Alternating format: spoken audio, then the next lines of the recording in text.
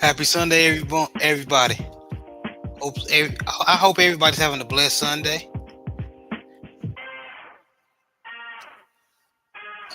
This is another installment of the Southern Baller Show, and of course, I have my co-host, Coach 67 Sports TV. What's going on with you? Not a whole lot, bro. I'm blessed and highly favored. This Sunday evening, how's everyone doing? We blessed over here, and of course, I have my other Amen. co-host, Amen, and of course, I have my other co-host, JB. What's going on, brother? What's up, man? How y'all boys feeling? Blessed and highly favored, bro. I got you, Joe Town. J6 said, "What it do? What's up, man?" What's good, J6? Yeah, please salute this brother with also a bomb ass content. Please go support that brother. He talk about sports, everything. He also collaborates with 86 The Goats on certain topics. So please support this brother.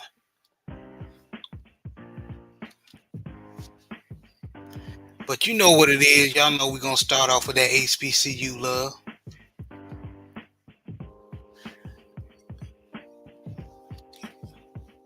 Caught some game. I caught the on the HBCU Go app, coach. I caught the Prairie View A&M game. How was it, bro? They was, what you think, man? It was against Pine Bluff, brother. Yeah, I feel sorry for Pine Bluff, essentially. Pine Bluff, Valley, and Bethune, they're like the bottom feeders of the SWAC, you know. Yeah, they really are, man. I'm gonna share screen. We're gonna go over. Y'all know what it is. Those who don't know, we're gonna go over what's going on as far as in the SWAC. Who's on top of the SWAC? Each side of the SWAC. As I'm trying to give my brother Joe Town the link. Join.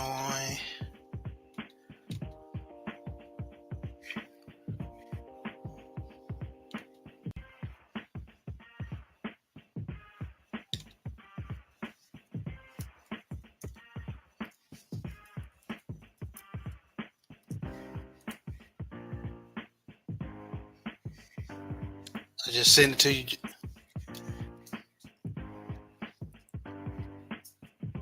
All right. Coach, you know what it is. Since you Mr. Southern yourself, I'm gonna let you have it as far as versus that Southern versus Alcorn game. I ain't gonna lie. Oh, this gonna be good. I called in to Coach Sip the Tally show, and he mentioned it. He mentioned you also, Coach. He said take it easy on you today. Because he's an Alcorn alumni, and so he was like, tonight's gonna be interesting. So I'm gonna let you have that when we get to that, Coach. Yes, sir. Yes, sir.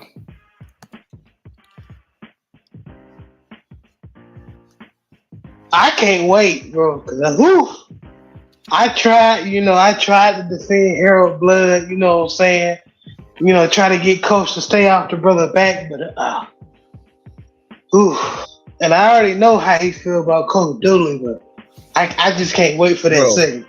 Bro, just like Kevin Samuels used to say all the time, black men are quoting Kevin Samuels. He said, no, Kevin Samuels is quoting the men. Coach 67 Sports TV is echoing with all of the members of Jaguar Nation that he talked to, the people that sit in this section as season ticket holders, people that recognize me, whatever the case may be. That's what it is. So it's not just myself feeling that way. It's everybody that supports Southern University feels the way I feel. Brother Kondo, what's up, man? We just talking about HBCU ball first before we go into regular college stuff. Main event Mark, what's up? You know, brother Jay Good. Everybody coming in today. Appreciate What's y'all. good with you, Jay Good? Tell Jay your Good, lives. former Southern football player. Tell Jim Lavis, this is my first time seeing you, but welcome, brother. He said, salute. Yeah, he said, yeah, Dooley can go. Yeah, he can. Salute. And of course, salute to Man of Van Mark also. Salute to everybody, a condo, everybody coming through to show some love, you know. We appreciate it. We appreciate it. And I want to introduce a special guest. Been trying to get him on all the way from the Bay. Joe Town, what's going on, brother? Oh man, shout out to the family, man. How's everybody doing this evening? We Blessed blessed, highly man. favor salute to your brother Joe Townsend. Yes, sir. Already salute to the fellas, man. I'm glad to be on the show, man. Can't wait to start cooking with grease with y'all. Yes, sir. Yes, sir. Yes, sir. All hell, Joe Town in the building. Yada, yes, sir. Yada in the building. Yes, sir. You know, we love Yes, sir. we about our Southern folk, you know, but ain't nothing, ain't nothing but love with the, you know, especially from the West Coast, man. Oh man, man, my roots come from Texas. My dad's from Austin, Texas. My mom is from a small town called Rockdale. I got family in Houston and all over the place, so I got a lot of Southern in me. I may be from the Bay, but I got a lot of that Texan in me too. There you go. Yeah, brother Joe, and people don't realize so many people that's on the West Coast, just like a lot of people that's in the Midwest, they have Southern roots, because when I went to Southern, my roommate was from the Bay Area. He was from he lived in Vallejo, he lived in San Francisco. Valley Joe, yes sir. Yeah, he lived in Oakland. So people don't realize a lot of people that's on the West Coast, they have Southern ties, Absolutely. Yes, sir. But we glad you could catch us, brother. And so what we're gonna do, we just gonna go into our HBCU, mainly the SWAC, talking about how we feel about what's gonna happen. What's coming up is after I believe everybody have one game left. And after that, the SWAC 2 games left, bro. 2 games, thank you. 2 Yeah. games. So, but in my opinion, I think, of course, FAMU already has their side of the SWAC in the bag. So we're gonna go over some of the games that happened this past week. So Bethune-Cookman beat those Delta Devils 20-7. Florida A&M beat off a pesky Alabama A&M Bulldogs 42-28. They, of course, the second half they turned it on. Alcorn State unfortunately beat coaches Southern Jaguars 44-21. Jackson State. Oh, they beat the shit out of them. Jackson State. Hold on over, bro. I'm gonna break it all the way down. Yeah, we're gonna let you have it, coach. Those Tigers beat the other Tigers, the Texas Southern Tigers 21-19. Prairie View A&M beat those poor Pine Bluff Gold Lions 38-14. And Prairie View. Prairie View. Shout out to Trezon Conley. He had a good game. Took care of the ball decent enough. Alabama State fought off Grambling 17-6. And then outside of the SWAC, Hampton beat Maine 42-35. Townsend outlasted North Carolina A&T 42-32. Coach, I think A&T should have stayed in the MEAC, man. What you think? Bro, I said that, we always talk about this in terms of the white man's ice being colder. As far as I'm concerned, HBCUs, they should break bread with other HBCUs. Because, if somebody graduated from Southern myself, of course, when Southern played against LSU last year, towards the beginning of the season, it was a huge event. It was like the Bayou Classic on steroids.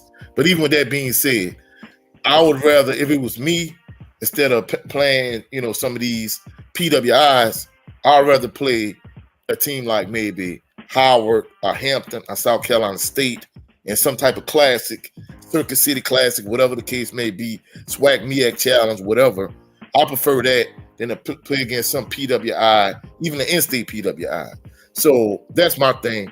I feel like a lot of these HBCUs, once they get up in the HBCU world, they feel like they should, maybe go to 1AA playoffs or join some type of other PWI type conference. Whereas, in my opinion, hey, we should stick together. We should stay home. We should support each other, I agree. I definitely agree. They should have stayed where they at. Brent Fox, what's going on, brother? Hey, what's good, y'all? Salute, brother Brent. Yes, sir. We got brother Joe Town on the panel with us tonight, man. Oh, look, y'all got Joe Towns. All right. Yes, What sir. it been, Brent? What's up, Playboy? What's happening, man? Hey, man, just marinating, you feel me? Just marinating. Oh, okay. What's up, B5? What's happening, JB? What's happening? Same old, man. All right. Jay Good said he driving and listen. Salute to Jay Good. You be safe on them roads, man. People can't drive where they're down. You Main so event right Mark. Yes, sir. Yes, sir. They can't. Main event Mark said, "Yep, Maine, my squad. Okay, them blue bear or the black bear, excuse me. Yep, Maine, my squad. Close game, but Hampton got the job done. Yes, they did." And Teljin Lather said, "Yes, they should have. They've been tarnishing everything they built recently, moving up and getting spanked. Yeah, man, they wasn't ready, in my opinion. I think because a couple of years, man, they been beating a lot of some lower tier Division I squads, and I think they thought, and I'm speaking of A&T, of course, they thought they could move up and compete. In a lot of these the more competitive FCS conferences, but as you can see, they not quite there yet. But even though they moved to another conference prematurely, I think they'll get it together because that's a good program. But in my opinion, they should stay in the MEAC. But Coach, before I let you have it, talk about Southern, I'm gonna let everybody know what's going on. Who's sitting on top of the SWAC right now as far as the East or West. On the East side, of course, everybody know Florida A&M's undefeated in the conference. Jackson State is under them, 5-2, 73 overall. Alabama State is third, 4-2 in the conference. Alabama A&M is 2-4, and Bethune-Cookman and Valley is under. And on the west side, Alcorn State is 5-1 in the conference, 6-3, and Southern is 4-2. Southern's 4-2, 5-4 overall. Prairie View A&M is still 4-2 in the conference, but they're third under Southern, and Grambling State is 3-3 in the conference. Texas Southern, and unfortunately, those Pine Bluff Golden Lions are at the bottom. Oh, they haven't beat anybody in the Western Conference. So, Coach, what's your thoughts?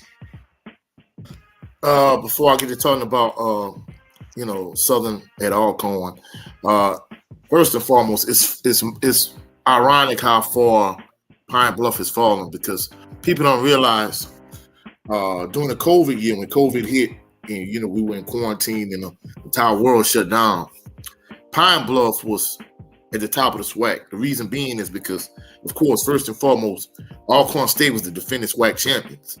But because of COVID, they suspended the entire, there was no fall season for the SWAC. The SWAC played in the spring, and that was when Coach Prime first started coaching Jackson State. So Alcorn forfeited the entire season, and Pine Bluff won that spring SWAC championship. So it's ironic how they went from that to where they are now. Yes, and those I want to interject those who don't know what Coach is talking about or haven't been following HBCU ball. So the very first time Coach Prime um, took over the job at Jackson State, and this is before Shador got there, um, when they had Quincy Casey and Jalen Jones at quarterback. Um, Arkansas Pine Bluff was one of the top teams in the SWAC. So it's very sad that they didn't follow that trend of it and, improving the talent. Now they're just as bad as Valley. Go ahead, Coach. Yeah. So I mean, it's unfortunate that they've fallen so far, because even if you look at, this year Southern beat them too bad, but last year when they came to EW, like Southern beat them like 59-3, and I'm like, wow, it's almost as if they're not even the same team that was the top team in the SWAC, in the spring 2020. It's like it's crazy. But anyway, moving forward to yesterday's game on the reservation, Southern went to Loma, Mississippi to play against Alcorn State.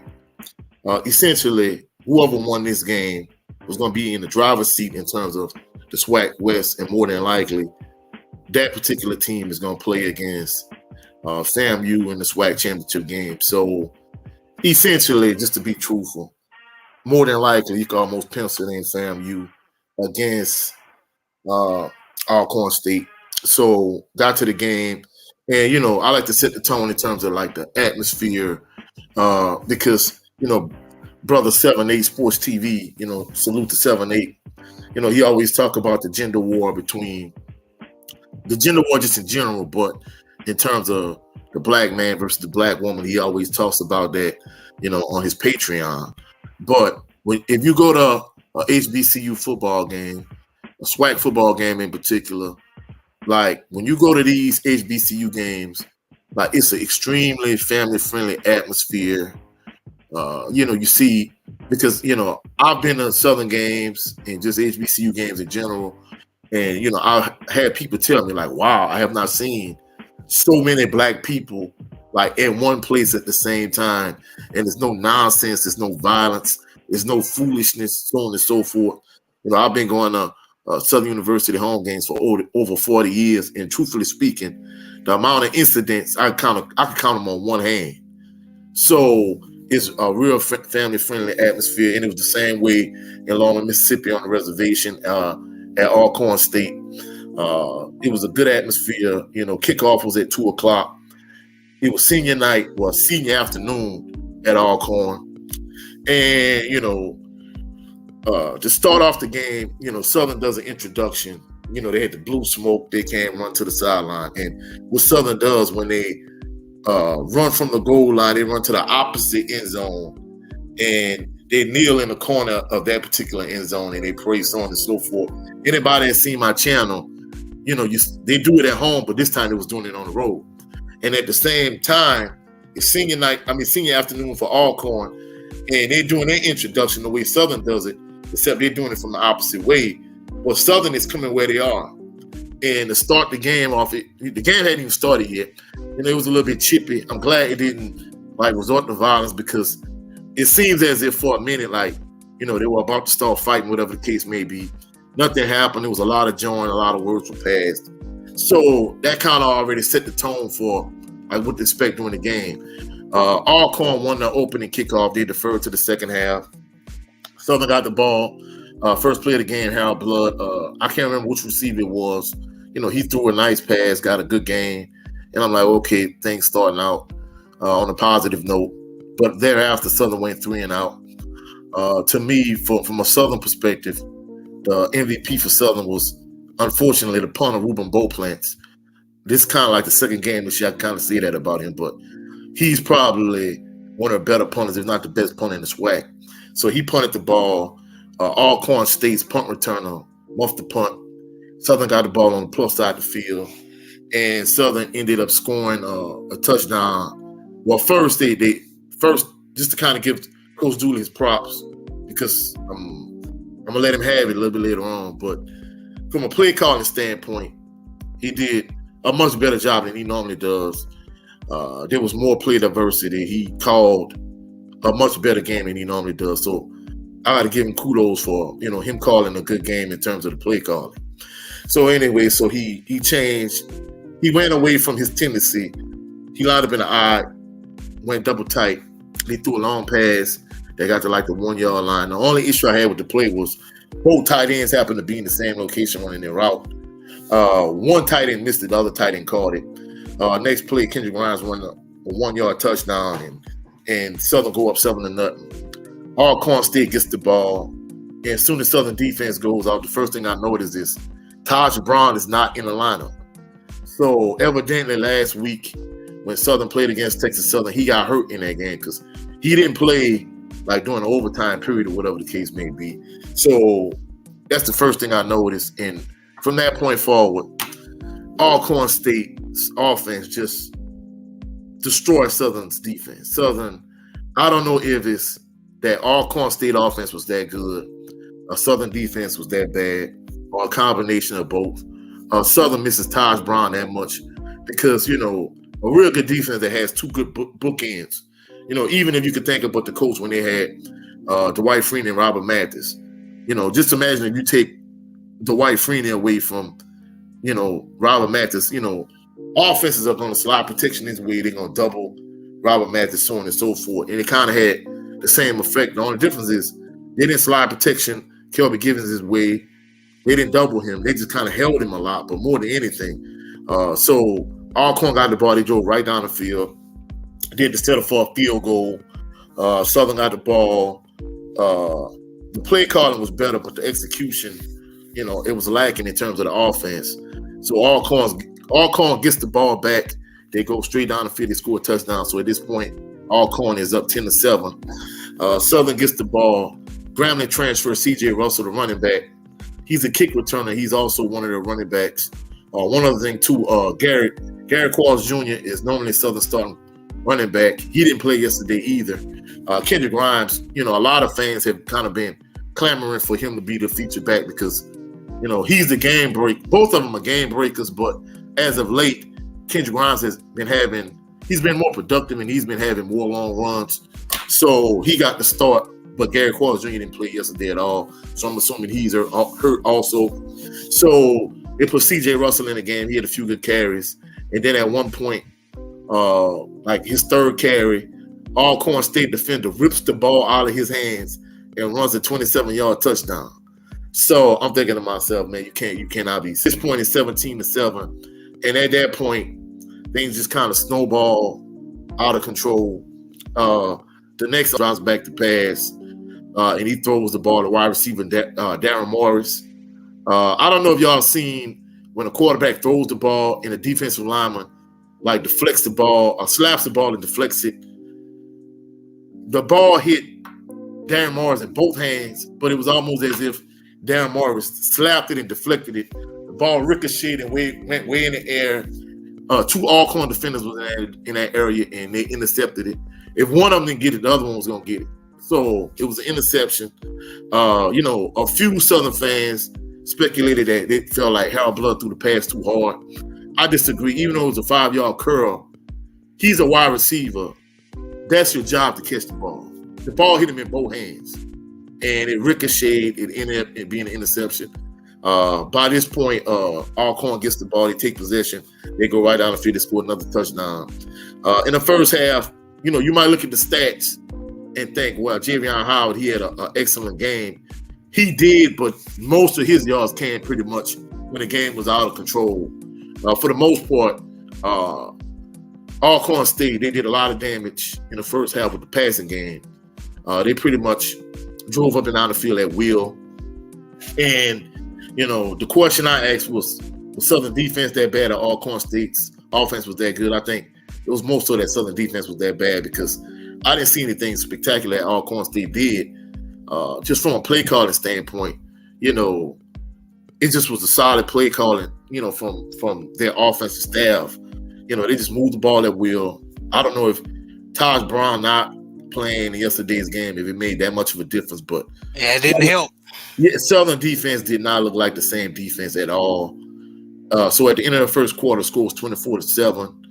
And at that point, Southern was sinking in quicksand. It's like the harder Southern fought, like the deeper they were sinking. And the crazy thing about it, like the way the game started off in terms of the two teams joining at each other like they were getting ready to fight.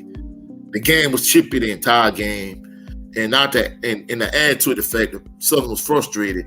I think early in the game, Alcorn they did a couple of dirty things, but it was kind of like minor things from a coach's perspective. I could see it, but the thing about it is, Southern kept constantly retaliating, and they got so many unsportsmanlike penalties yesterday.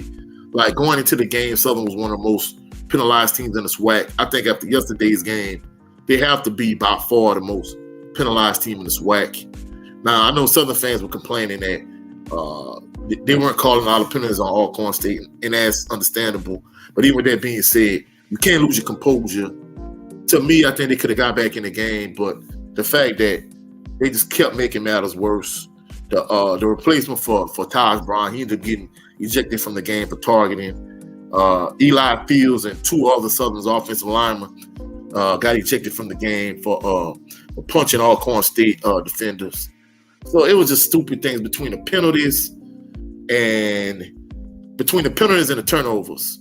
Of course, in the second half, Harold Blood, at one point at the start of the second half, Kelby Givens came out. He really turned up. Alcorn went 3 and out. But of course, by this point, it's 34-14 anyway. The game kind of pretty much was out of reach. Southern got the ball. They went down the field. They set up for a field goal, but on a field goal attempt, one of Alcorn State's defenders jumped over the deep snapper. So that kept Southern's drive going. And like 2 plays later, Harold Blood threw a pick 6. So at that point, the game pretty much was over. Yeah, I remember you texting me, telling me that. Yeah, and at the end, they just kind of kept feeding Javion Howard. The game pretty much was out of reach. But more than anything, the game got away from Southern quickly. More than anything, it really shows Southern lack of discipline in terms of the turnovers. The turnovers were key and critical. But more than anything, I think the penalties, it kind of added fuel to the fire. And, things just kind of got on. Coach. So, shout out to Turgeon Lathers in the chat. He said Eli Fields said he spit in the face. He got spit in the face. That's why he punched the dude. Yeah, I mean, and like I said this earlier, and I said this in my video. Like Alcorn did a lot of little sneaky, dirty tactics. Southern fans kind of feel like, in terms of the unsportsmanlike penalties, that Southern got the raw end of the deal, the short end of the stick in terms of, the calls. Most of the calls favored Alcorn State because they were at home, and I kind of understand that. But to me, I think it kind of snowballed. It snowballed out of control in terms of, like, it was an excessive amount of unsportsmanlike penalties. And then in addition to that, multiple times Coach Dooley, he tried to rally the troops and talk to them. But, bro, nothing worked. And the crazy thing about it, from an X's and O's standpoint, like, he called a much better game in terms of, from a play calling perspective. But, of course, as I was leaving the stadium, because, I saw a few people that I know that sits in my area during the home games. And essentially, bro, to keep it real, they all want Coach Dooley out. They pretty much were all singing the same song. The consensus is that even though from a play calling standpoint, Coach Dooley, he did a much better job yesterday, but more than anything, they feel like the lack of discipline on Southern's team. When it was Coach Oldham, they attributed to Coach Oldham at that point. And now at this point, they're attributing to Coach Dooley because Southern is the most penalized team in the SWAC. And then in addition to that, the turnovers, more than anything, it makes your team look undisciplined. But like I say all the time, it kind of goes back to the incident in terms of him making a poor choice instead of going with Glenn Bubba McDaniels. He went with Bashawn McCray because he has a close personal relationship with Bashawn McCray and Benny McCray's family. So because of that, like, Jaguar Nation has no faith in Coach Dooley. And in every big game, he's coached at Southern. he's come up short, like literally in every single game.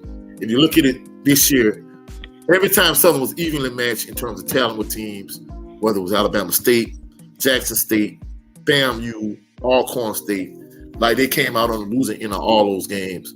So it's unanimous. They all want him out. They feel like he's kind of driving the product down, and the fan base has lost hope because one of the people that, one of the guys that sit in front of me at all the home games, we see the season ticket holders. He's a season ticket holder. He was like, Coach, you need to get rid of Coach Dooley. And I'm like, well, I think the biggest issue at this point is the fact that, from what I understand, I don't know how true it is. Supposedly, just recently, like maybe a few years ago, they just finished paying off Coach P. Richardson's buyout from his contract. So they say from a financial standpoint, Southern really can't afford to pay Coach Dooley. Oh, man. An active head coach. But he was like, man, Coach, I don't care. He was like, this is what he truthfully said. He was like, I don't care if they got to pick up a collection next week at A.W. Mumford Stadium when they playing against Prairie View. Like, we need his ass out of there. That was his exact words. So at the end of the day, bro, like Jaguar Nation, they tired of Coach Dooley. And like I said, it kind of all stems from the way he mishandled the Glenda Bubba McDaniel, Bashawn McCray situation. Yesterday, it was just more of a situation where, don't get me wrong, like I said, Alcorn State, they played well. They did a lot of dirty things.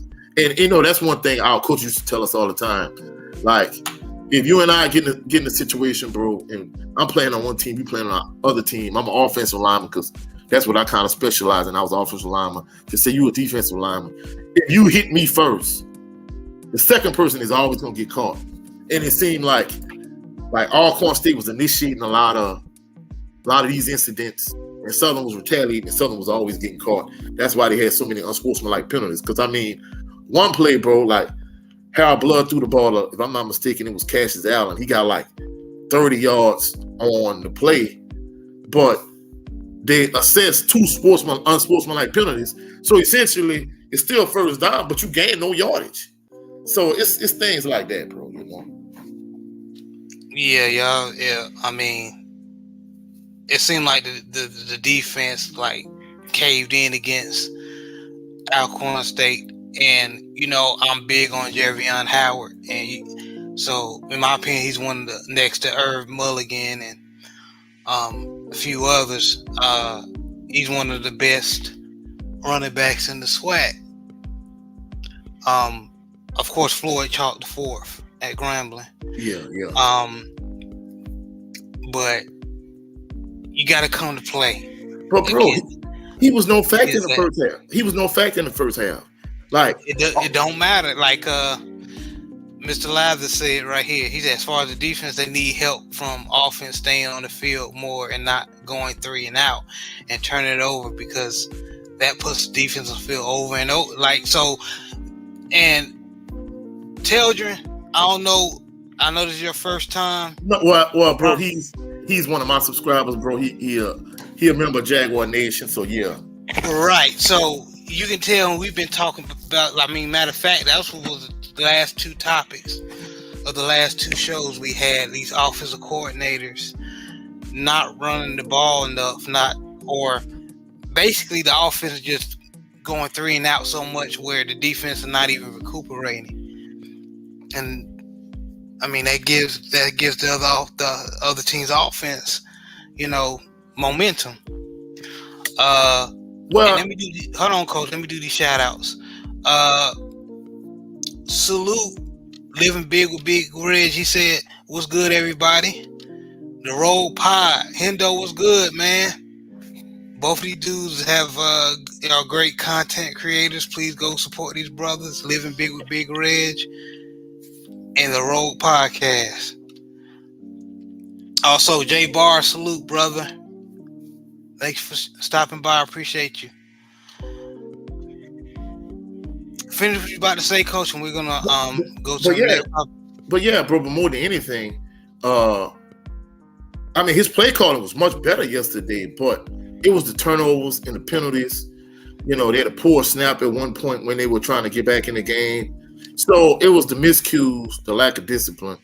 So the shift went from him being a poor offensive coordinator in terms of, the way he calls plays, to Southern's overall lack of discipline and him not, coming up big in the big games.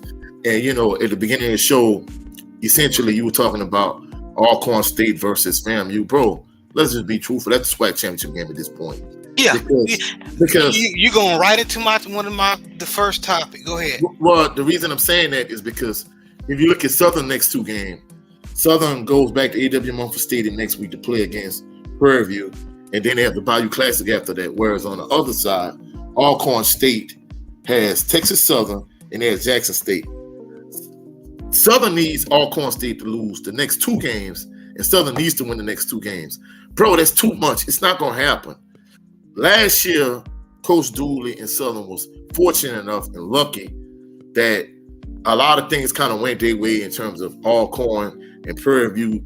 It's like nobody from the West last year wanted to play in the SWAC championship game. And Southern just literally just backed their way into the SWAC championship game.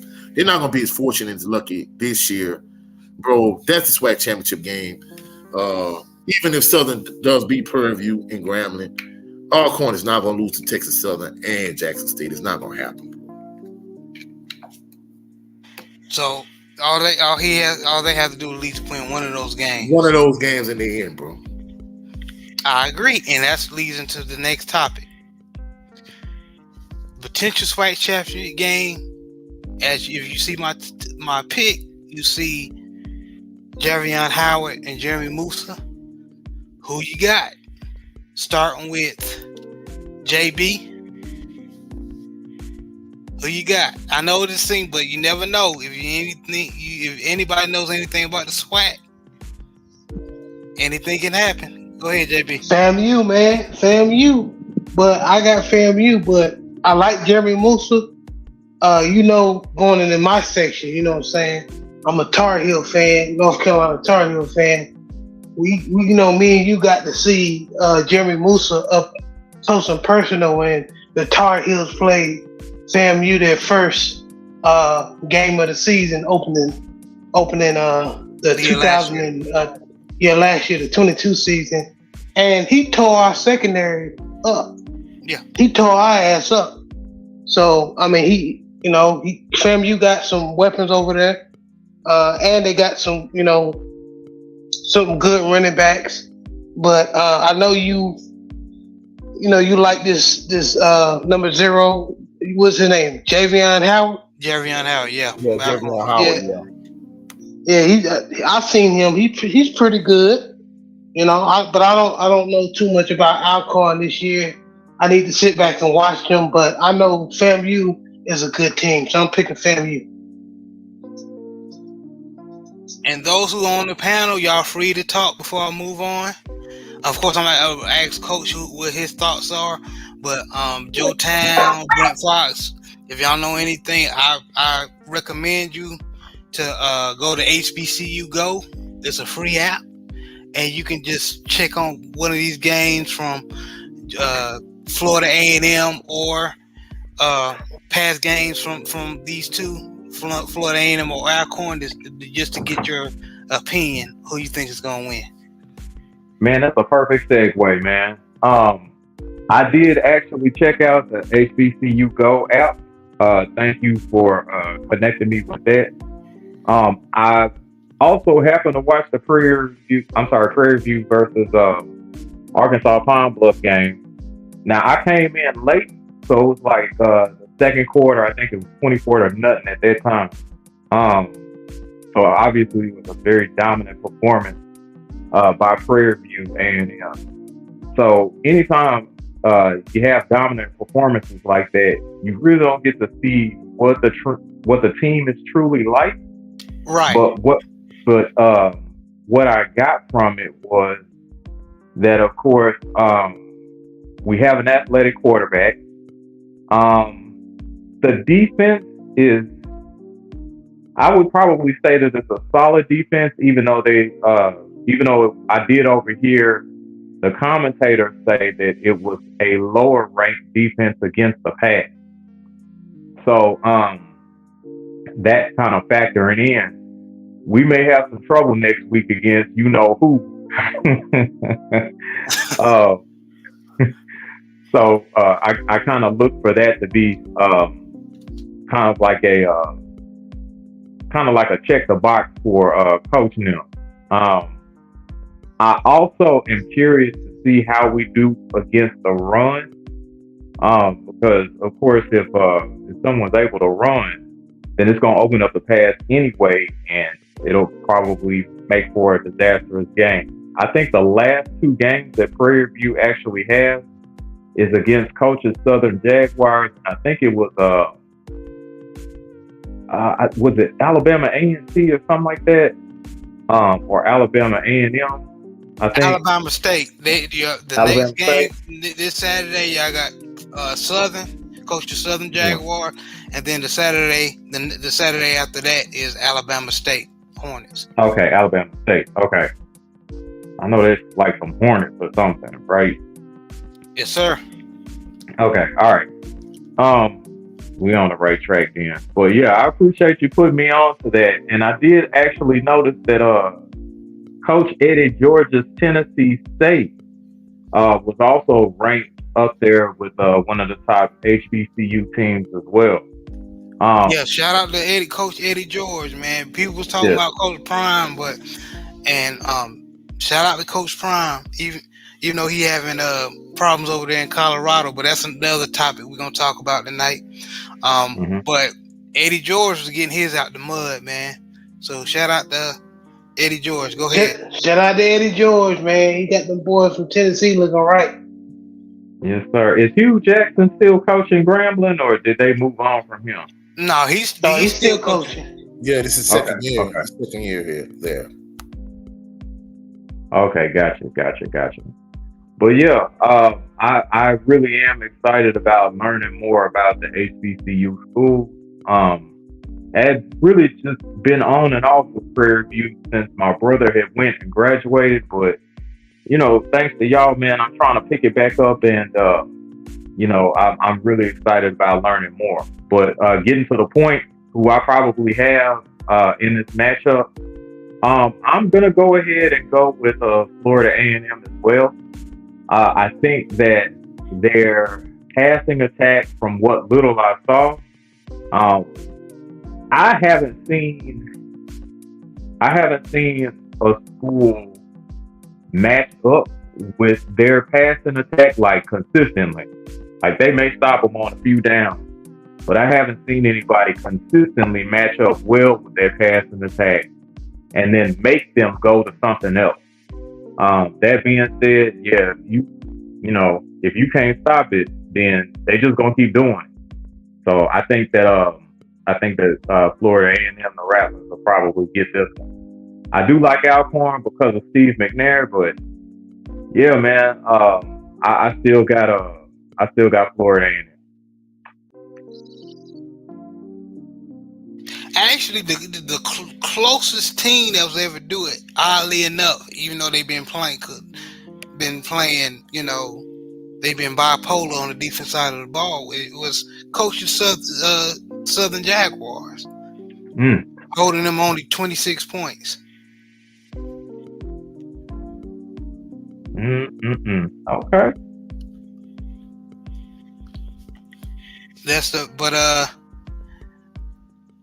Joe Town, do you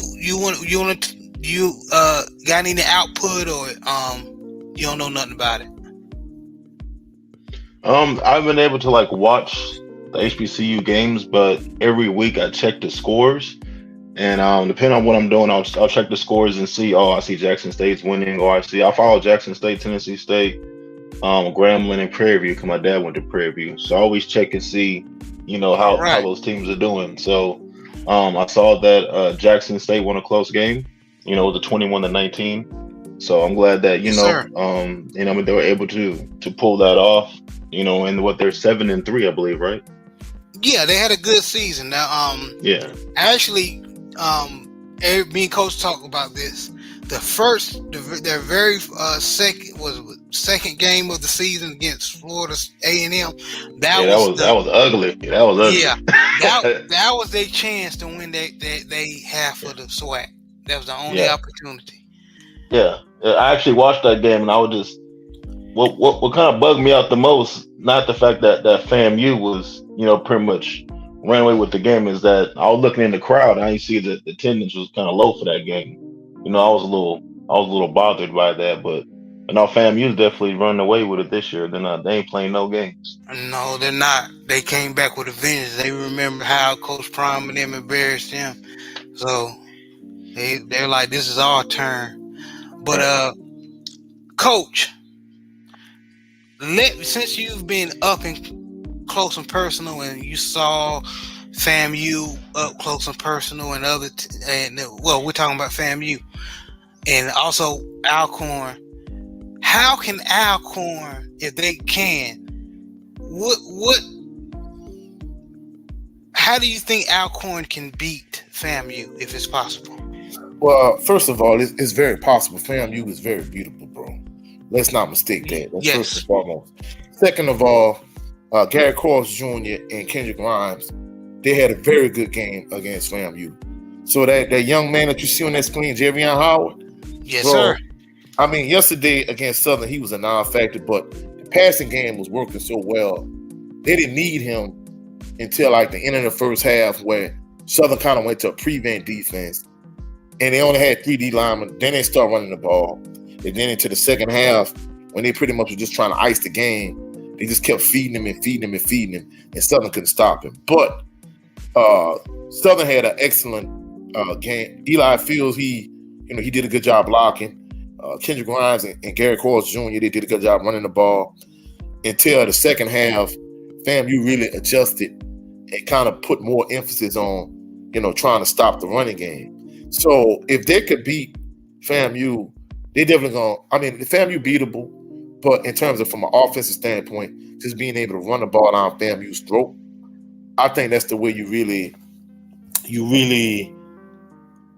take advantage of FAMU's defense. And in terms of offensively, even though FAMU scored 26 points, bro, Taj Brown and Kelby Givens was all over Jeremy Moose. I mean, he got hit a lot that night. Even though he probably didn't have as many sacks in terms of QB hurries and hits, he got hit a lot that night. And the crazy thing about it, he still had I think 355 yards passing, if I remember correctly. So he had a lot of yards, but the thing that kind of allowed him to get off at times is the fact that, in some instances they rolled him out. The most critical play in the game, because prior to that, I think Kelby Givens had hit him and Taj Brown had hit him like a couple plays before that. But what they did was they ran a dash screen. And for y'all individuals that don't know, Joe Gibbs, and he had this play called a dash pass, where you would sprint or roll to one direction and you would throw the pass back in the other direction. So they ran a dash screen. Jeremy Moose was sprinting right. I think it was like third in fact, it was 4th and 10 if I'm not mistaken. The game was tied. They ran a dash screen. So Jeremy Moose was sprinting right, and they threw a screen back to the left. And bro, I think he got like maybe 20 yards off of that one pass. So that kind of gave them the juice. They ended up scoring. And then of course, like I told you, it was they had 58 seconds left. One timeout, you right at midfield. And Coach Dooley ran the ball. I know he had a lot of success running the ball early in the game. But at that point, from a clock management standpoint, it was a stupid play call. So and of course, Alcorn's offense, bro, they were explosive yesterday, and their defense was solid. So, truthfully speaking, I think if I had to pick, just based on what both teams did against Southern, I know a lot of Southern fans are gonna say, "Well, hey, Taj Brown didn't play yesterday." They think that made a difference because if you look at when they played against FAMU, bro, Kelby Givens and Taj Brown got after Jeremy Moose. But even though at the beginning of the year I picked FAMU to kind of win the SWAC, bro, I'm not gonna lie to you. Yesterday, I'm leaning more towards Alcorn. Really? Okay. Yes. I mean, don't get me wrong. I think it's gonna be a close game, but the fact that FAMU's defense is acceptable to the run, in my opinion, Javion Howard, he's the best running back in the SWAC, in my opinion. In addition to that, Alcorn could score the ball just as well as FAMU. So I think it'll be a high scoring game. I think it'll be a close game, but I'm leaning slightly towards Alcorn in that game. Okay, I can't wait. I definitely cannot wait and see.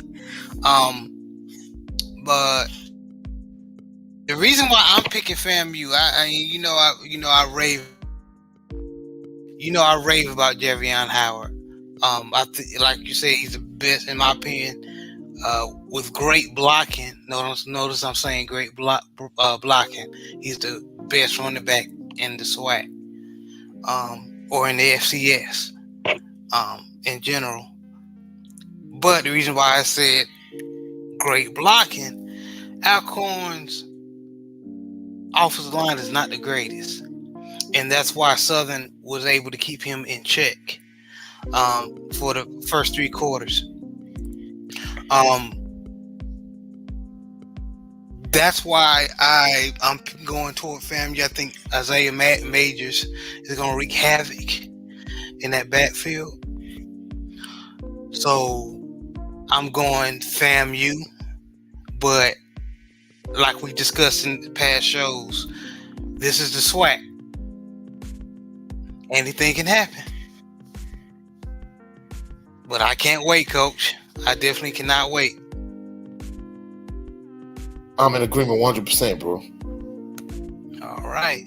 Or let me phrase it in terms of I can't wait. Yes, sir.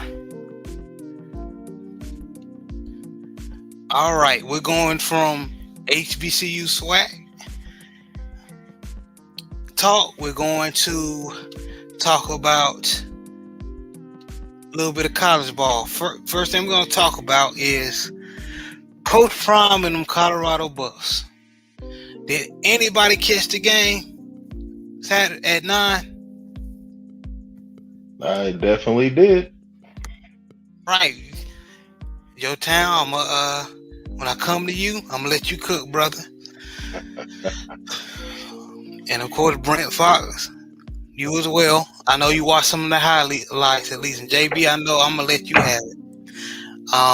Well, hold on, bro. I don't mean to cut you off. I'm just letting y'all know I didn't catch none of this game because essentially the time it took in terms of to meet up to go to the game to Lorman and come back and then drop everybody off, bro. Literally from where I live at, only like 10 minutes away. Yeah, you ain't had time. From Southern Campus. Literally, I could have drove to Atlanta. Not counting the game itself, I could have drove to Atlanta in terms of the amount of driving I did yesterday. That's how the driving I did, bro. Yeah, you ain't have time to catch it. So that's why what I'm going to do, I'm going to let you hear the other 3 brothers what they thought, and then I'm going to get your opinion off of what they said.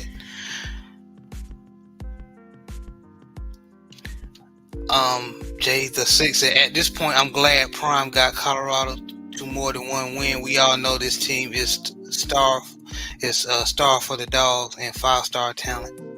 Yeah, I agree. But since you the guest, Joe Town, tell me what you thought about the game. Yeah, the game was definitely well, we all know Colorado has been known to start real slow. I don't know why they have this habit that they can't break. They just start real slow. And normally, even Coach Prime's team at Jackson State, it was known for a second half team. So that's something in the offseason they're definitely going to have to work on. But yeah, shout out to Colorado's defense. Defense kept them in the game. I believe they had 3 turnovers. I believe Shiloh caused one, and Yes. The D line actually showed up, got some sacks, and definitely put their offense in good standing, in good field position. But the offense just could not get anything going. Like, for example, there's no way you're gonna win a game if you have -7 rushing yards. That's just no way that's gonna happen at all. So you can't help Shador, who knows that he has a terrible O-line if you're not running the ball effectively. And obviously they did an offensive coordinator coaching change, during the week. And obviously it seemed like it's the same thing that's happening.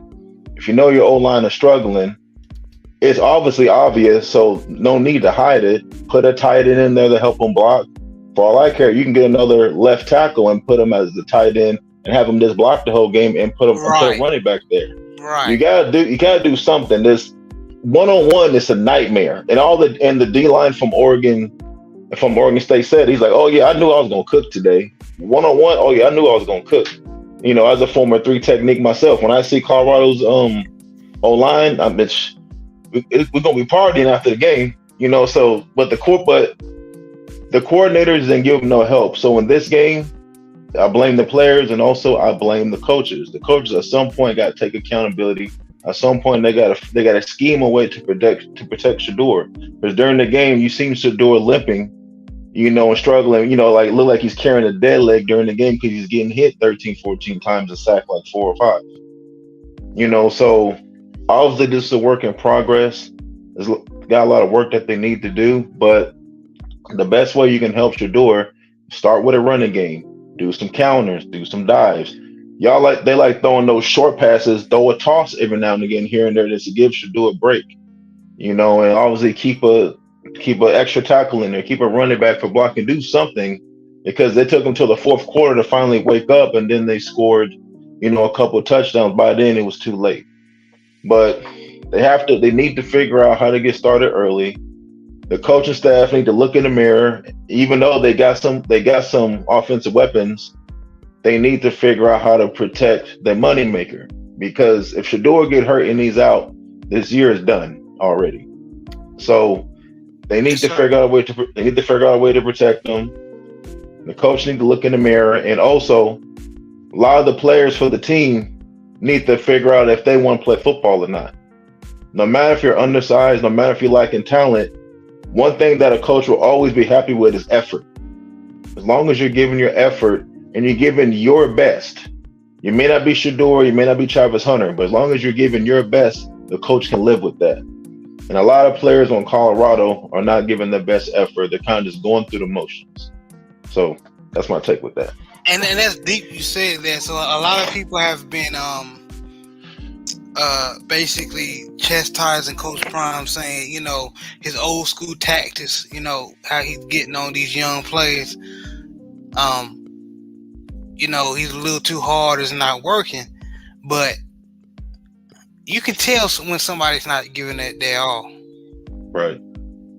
So I definitely agree. Well, also their coach. Everybody keeps forgetting that he's trying to develop and cultivate a new culture. Coach Prime has won everywhere he's went. I mean, like he won a championship with the Niners. Then next year he's with the Cowboys. He won a championship. All he knows is winning. Colorado only won one game last year. Last time I even talked about Colorado was when Cordell Stewart was there. You know, so he's trying to cultivate a winning culture. So it's going to be some growing pains. It's going to be some years where it's going to be like this. Some players are going to realize, do I want to play football or not? Do I want to play at Colorado or do I want to go to Utah State? Well, I ain't got to deal. Well, where I don't have to deal with the pressure. You know, everybody talks about they want to play at Alabama and play at LSU, but Nick Saban ain't playing around with these players. You think Coach Prime is hard? Try playing for Nick Saban. That boy, you know. So I'm saying, so like at the end of the day, you know, Deion said he needs some dogs. So if you want to be a dog, I can turn you into a dog, but you just got to give me your best effort and willing to listen. So whether it's old generation, new generation, I mean, it's just at the end of the day, it's football. You know, so again, nobody's getting on Nick Saban for what he do. Nobody's getting on Bill Parcells or how he coached. Nobody's getting on any of these other coaches, but all of a sudden, Coach Prime is too harsh. I believe that's bullshit. So. It is bullshit. I definitely agree.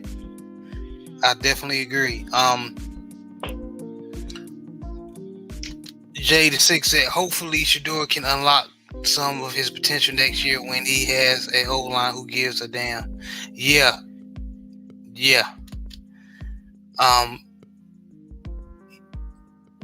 Living with Big Red say, you think he's gonna stay? That's a good question. Yeah, the 2024 draft is looking like Caleb Williams, Drake May, Michael Penix Jr. Yeah, he's balling with Bo Nix, Jaden Daniels, and I guess Jordan Travis as a dark horse.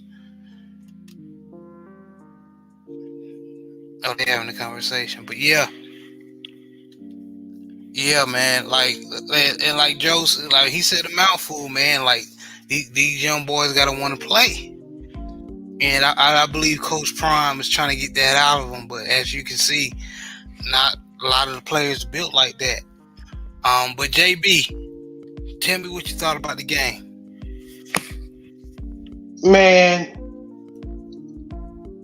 Town just cooked, man, and said a lot of the stuff I was about to say. But I'm gonna put a little salt on it, little season on it. I don't think it's just that. I think it's easy just to come in, because he right. You can look at the players and tell if they giving it 100%. It's the coaches putting the players in the right position to succeed.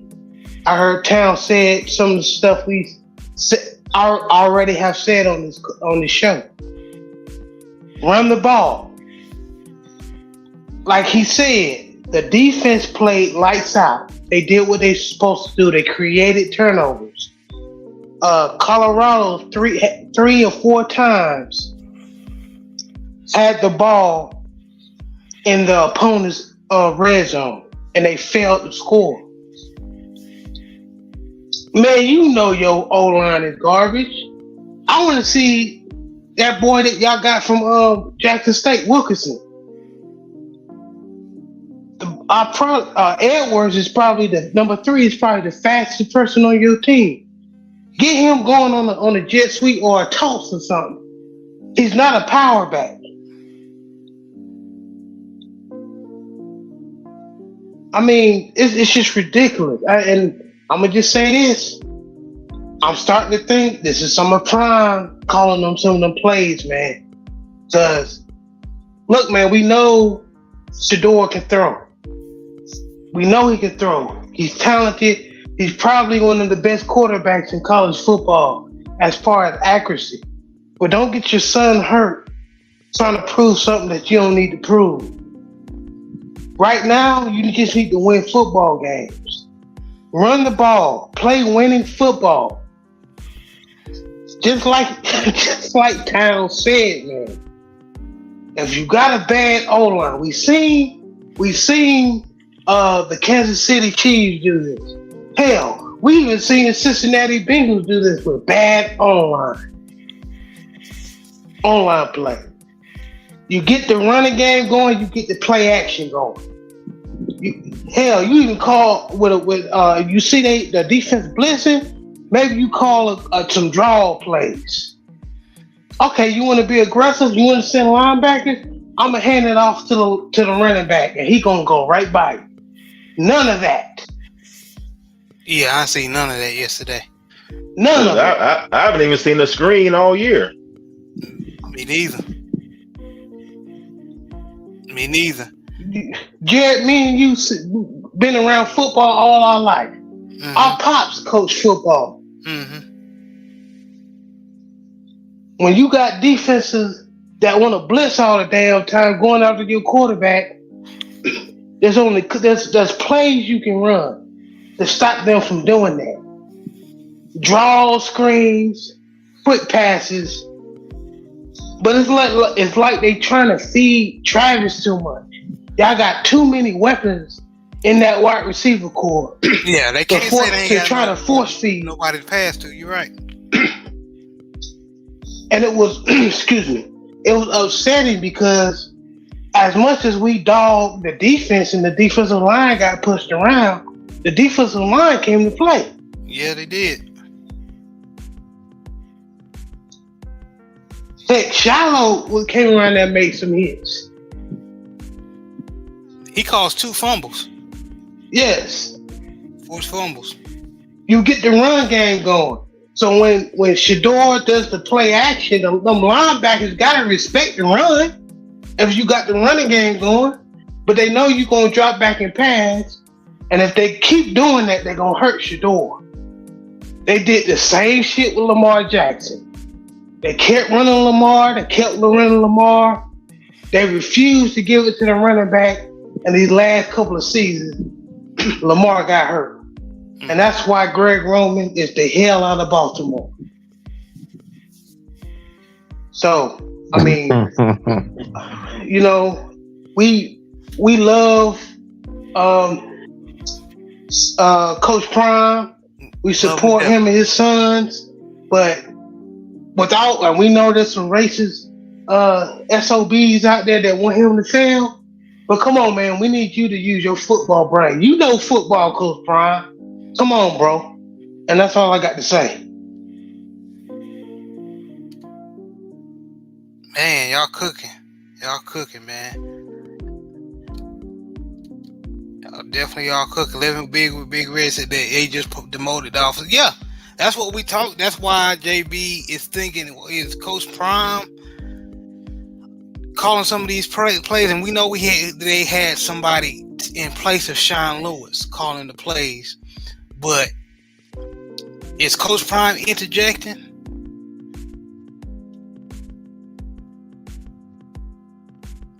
That's a good question. Brent Fox, what you think, my brother? I think that I'm gonna probably say what's already been said. I'll just kind of glaze over it. Go ahead and say it, man. It's okay. I think both Joe Townsend and JB are right.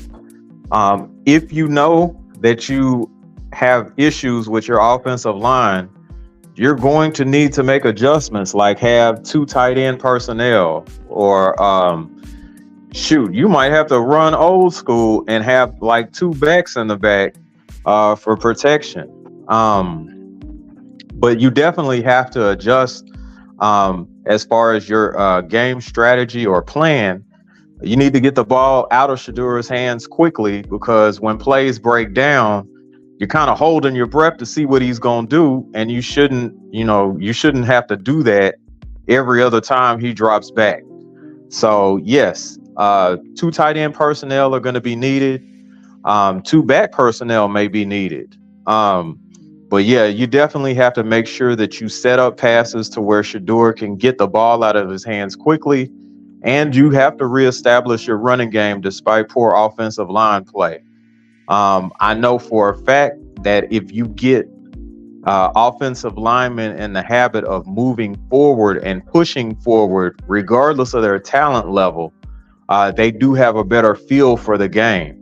So not to say that, you have to completely change everything, but realistically, what you can do is you can just little by little just mix in the running game. Like JB said, just run a draw maybe on first down, or you can actually have like your 2 tight end personnel in on maybe second and short, and then try running the ball. Or you could actually do flood passes to where Shadur has an opportunity to just kind of make a read very quickly, and just base it on levels, coverage levels, to where it's very easy to read. He could just dump the ball off to a receiver running a drag, or the back coming out of the flat, or heck, maybe even the tight end running maybe a little corner route, something to just kind of help him get that ball out of his hands quickly.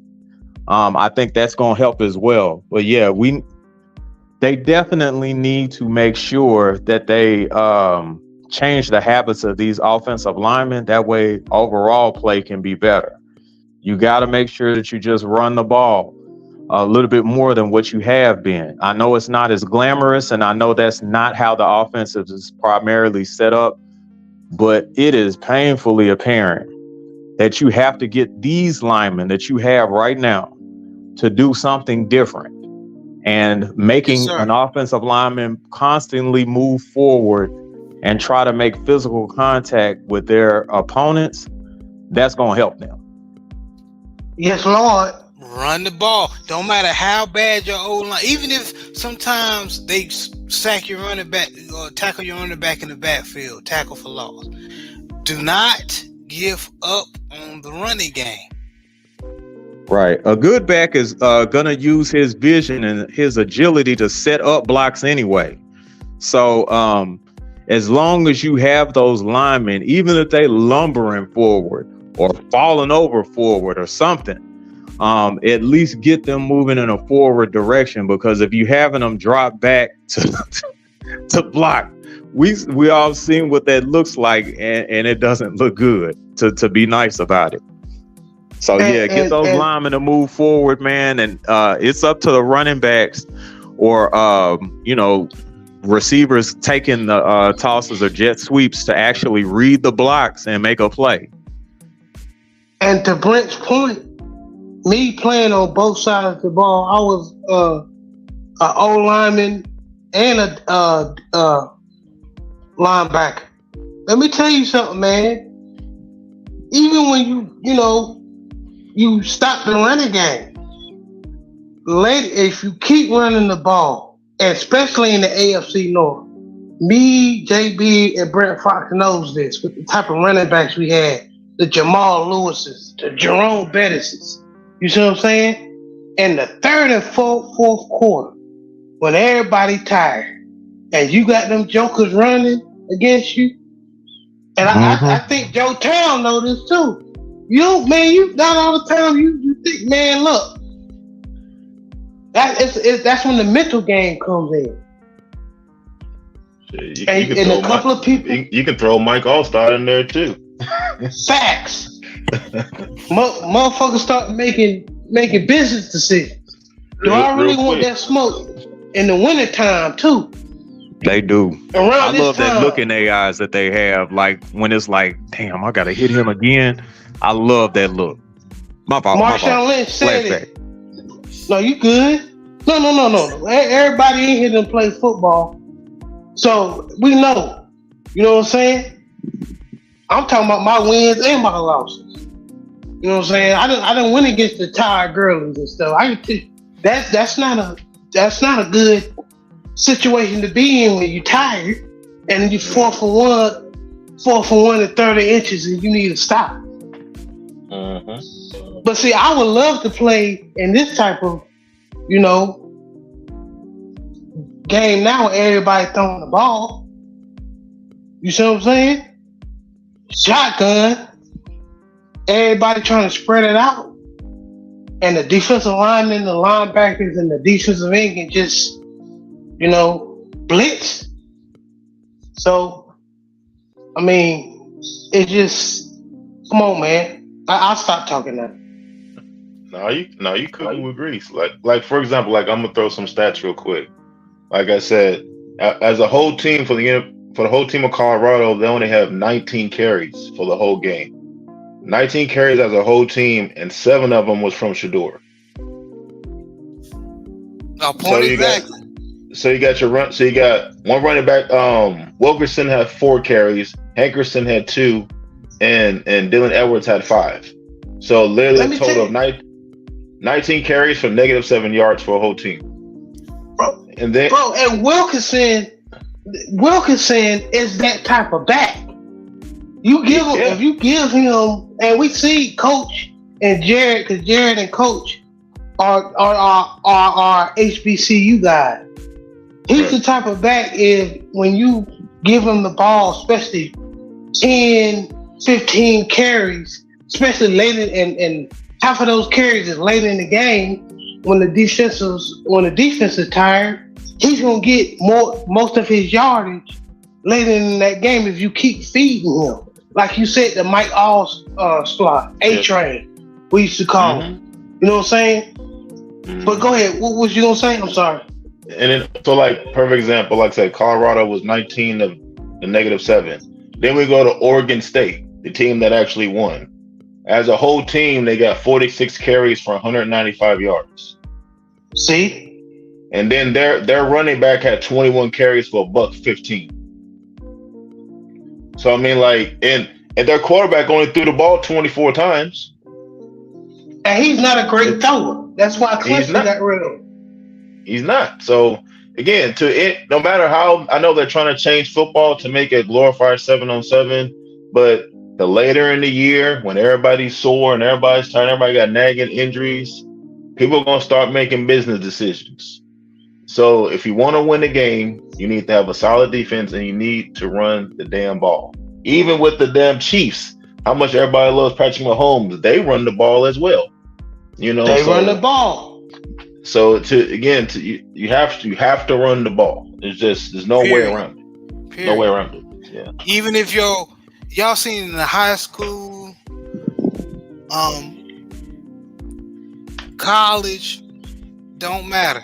Middle school, it doesn't matter how bad your offensive line is. You cannot give up on the running game. You just can't.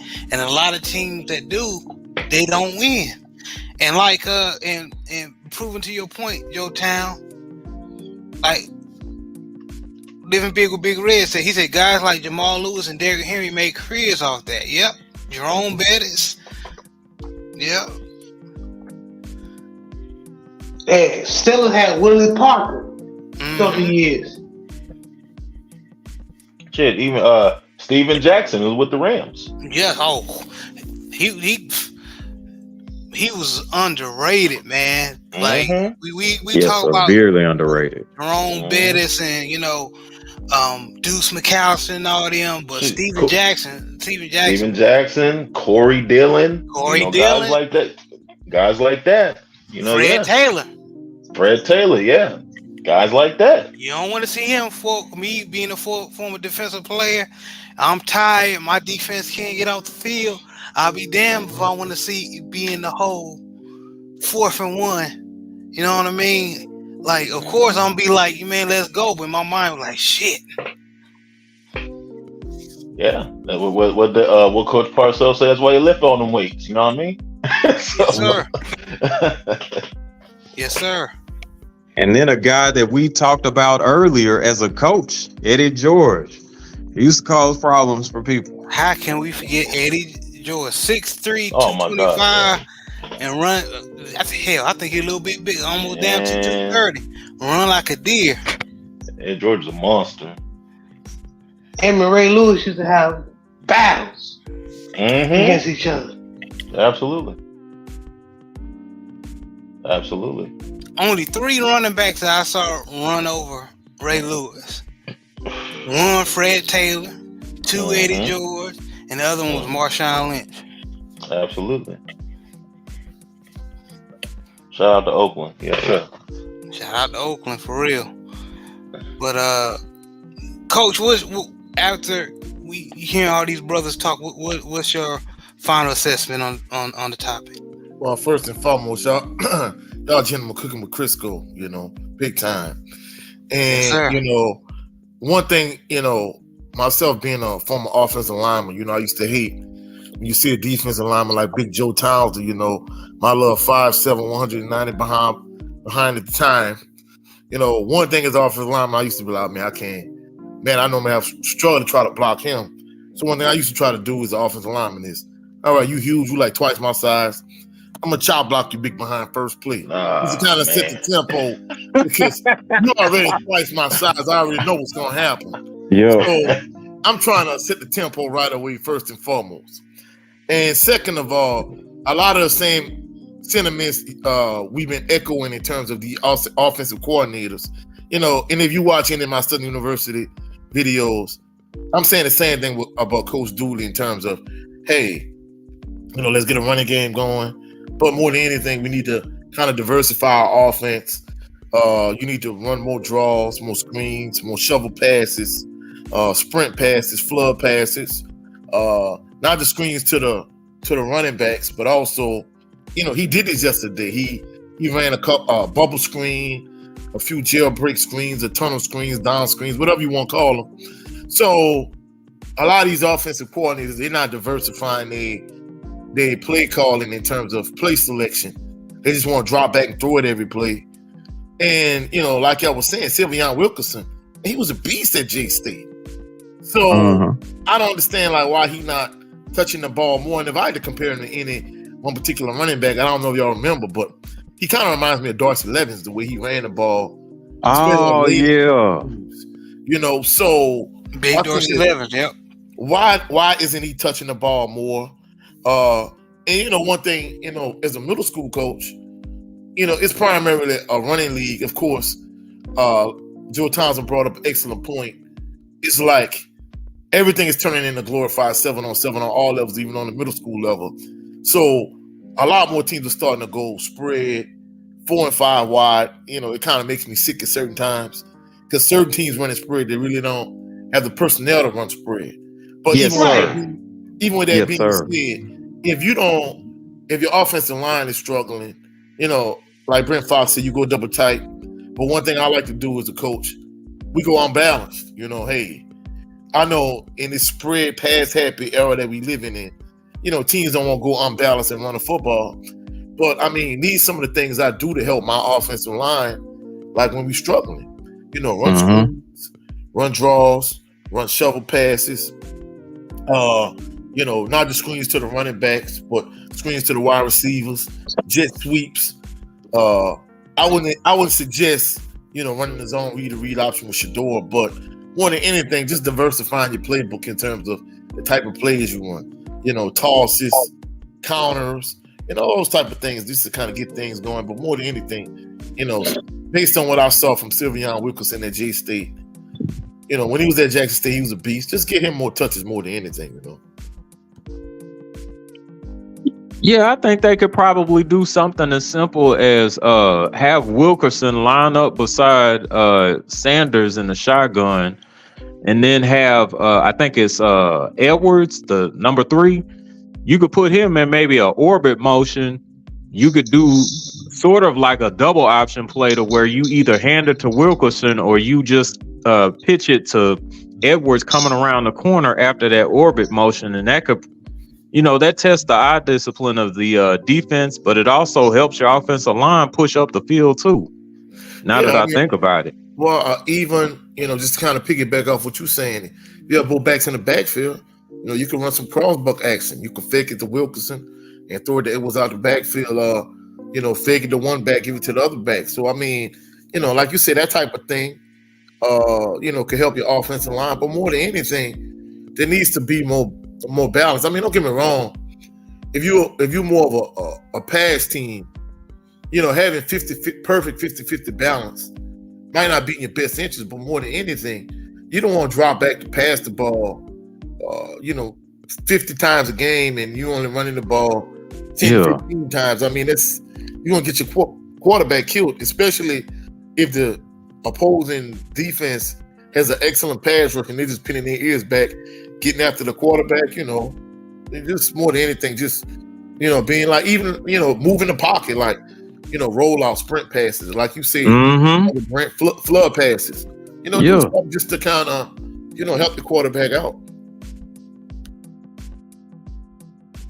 Yeah, I like that spread. I like that rollout idea, Coach. But y'all see how y'all just coming up with ways for these teams and these offenses to be successful. Yeah, if we know that, they should know that. Right, because Edwards is the fastest person on the team. I already seen it watching him go off in that TCU game at the beginning of the season. And him not running more like jet sweeps or, carries on the outside. It's just mind-boggling to me, man. It's just no creativity at all. Yeah, man, their offense is pretty bad, man, as far as execution. But I'm about to move on from this topic. Great conversation, fellas. Y'all cooking. We're gonna talk about the Heisman quarterbacks dueling against each other yesterday. Washington beat USC 52-42. Penix had a decent game, even though he threw an interception. He had 2 touchdowns, and Caleb Williams had 300 yards through the air and 3 touchdowns. Very high scoring game, but of course it's the Pac-10, so nobody defense is like a SEC defense. I'm just being real. But Joe Town, since you from that way, I'm gonna let you have it. What you think? Did you catch the game? Oh yeah, I was bouncing back and forth between this game, Colorado game, and also the LSU Alabama game. So yeah, I saw majority of the game. Yeah, it was definitely a good game, like you said on from the Pac-12. There's no defense played at all, so it was literally Pac-12. I'm sorry, they changed that. Pac-10, Pac-12, whatever it's gonna be. It's Yeah, I gonna keep be on saying Pac-0. Pac-10. My bad. It's gonna be Pac-0 pretty soon to everybody leaving. But Right. but yeah, obviously nobody plays no defense, so this was definitely a showcase, for Williams and Penix, But again, I like Kelly Williams as a player, but I feel like they're trying to make him too much like a Patrick Mahomes kind of player where they let him run around and kind of do whatever he wants to do, which it works to his play, but he causes a lot of turnovers. I think one of the stats they said that he had since 2021 he has had 30 fumbles. That's the most in the FBS. He had like 2 fumbles yesterday. So, it was definitely a high scoring game. So they were both in the game. But I believe that Washington or Penix, they are more of a disciplined ball club.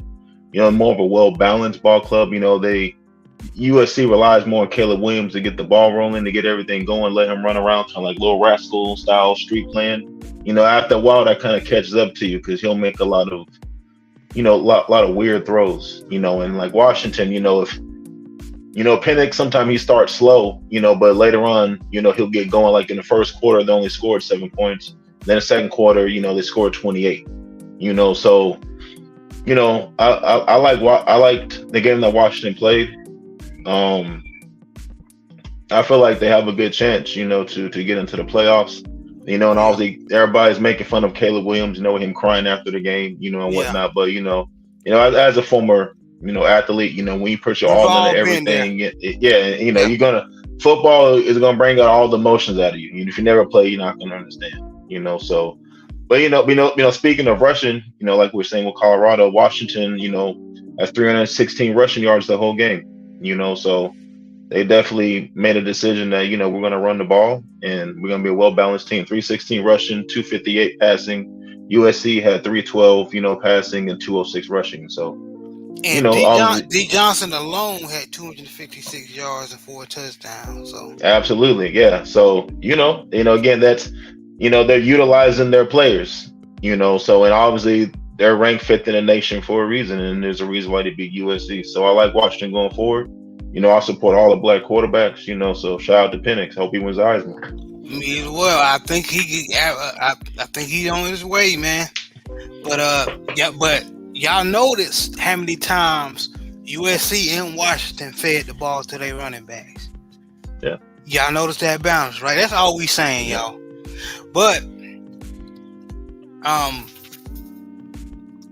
Brent, did you catch the game?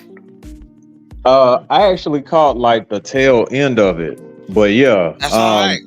Shout outs to number 7 for Washington. Like I think at the time he wound up having a 256-yard performance. And then that's Johnson, the running back. Yeah. I think at that point in time, he had more rushing yards than they did passing yards. And it was like, okay, this is exactly what we talked about. Like, you can't keep asking somebody to do something to carry the team repeatedly like that. And like Joe's point, to try to make it a glorified 7-on-7. You have a very talented running back there. You got to get him the ball if y'all want to start.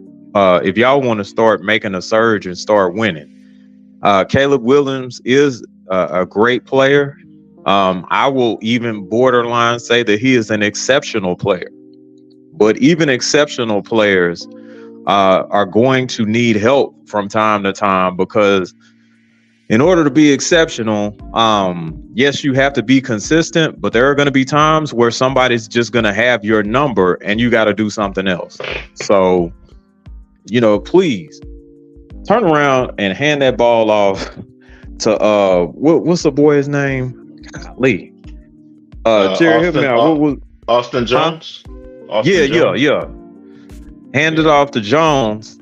And I'm sure that offensive productivity is actually going to increase very sharply if you do something as small as maybe even just feature him, it don't have to be 50-50. You could do like 60-40. You might even get away with 70-30, but you gotta feature these backs more. Like that boy back there is talented. He had like a 3-yard gain, I think, and he made like about 5 people miss. So he's talented.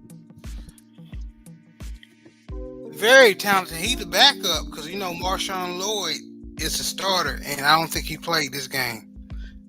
He didn't. So Jones was doing his thing. He had 11 yards of carry. Yep. So I mean, even though they lost, man, they had great balance, running, pass. Living Big with Big Red said football isn't like basketball. You need your teammates in football more than most any other sports. Yeah, Definitely. I agree. JB, what you think about this game? About the duel of the quarterbacks in the game overall? I think them boys are balling. I think this is what football, college football is all about. They displayed it, yesterday. As far as somebody's gonna lose. That doesn't, take away Caleb Williams. Caleb Williams, played good, and so did Penix. It's just Washington executed a little bit more better, and played a little bit more defense because there was no defense really. So, and like the brother said, and we gonna keep saying it. I don't give a damn. They gave it to the running backs. They gave it to the running backs. So, and that's all I got to say about that. All right, good input, fellas. Good input. Coach, what you think? Well, truthfully speaking, I didn't get to catch the game, but I've been watching Caleb Williams a lot. Shout out to Penix because from what I understand, he played well. But even with that being said, I still think Caleb Williams is the front runner to win the Heisman. Going into the season, like the 2 predictions I saw had, Caleb Williams winning it again. And of course, I think since it was a local person, they also had Jaden Daniels being high as a Heisman candidate. He had both him and Milroe had good performances last night, but more than anything, Washington is doing a lot better than I thought they would do going into the season.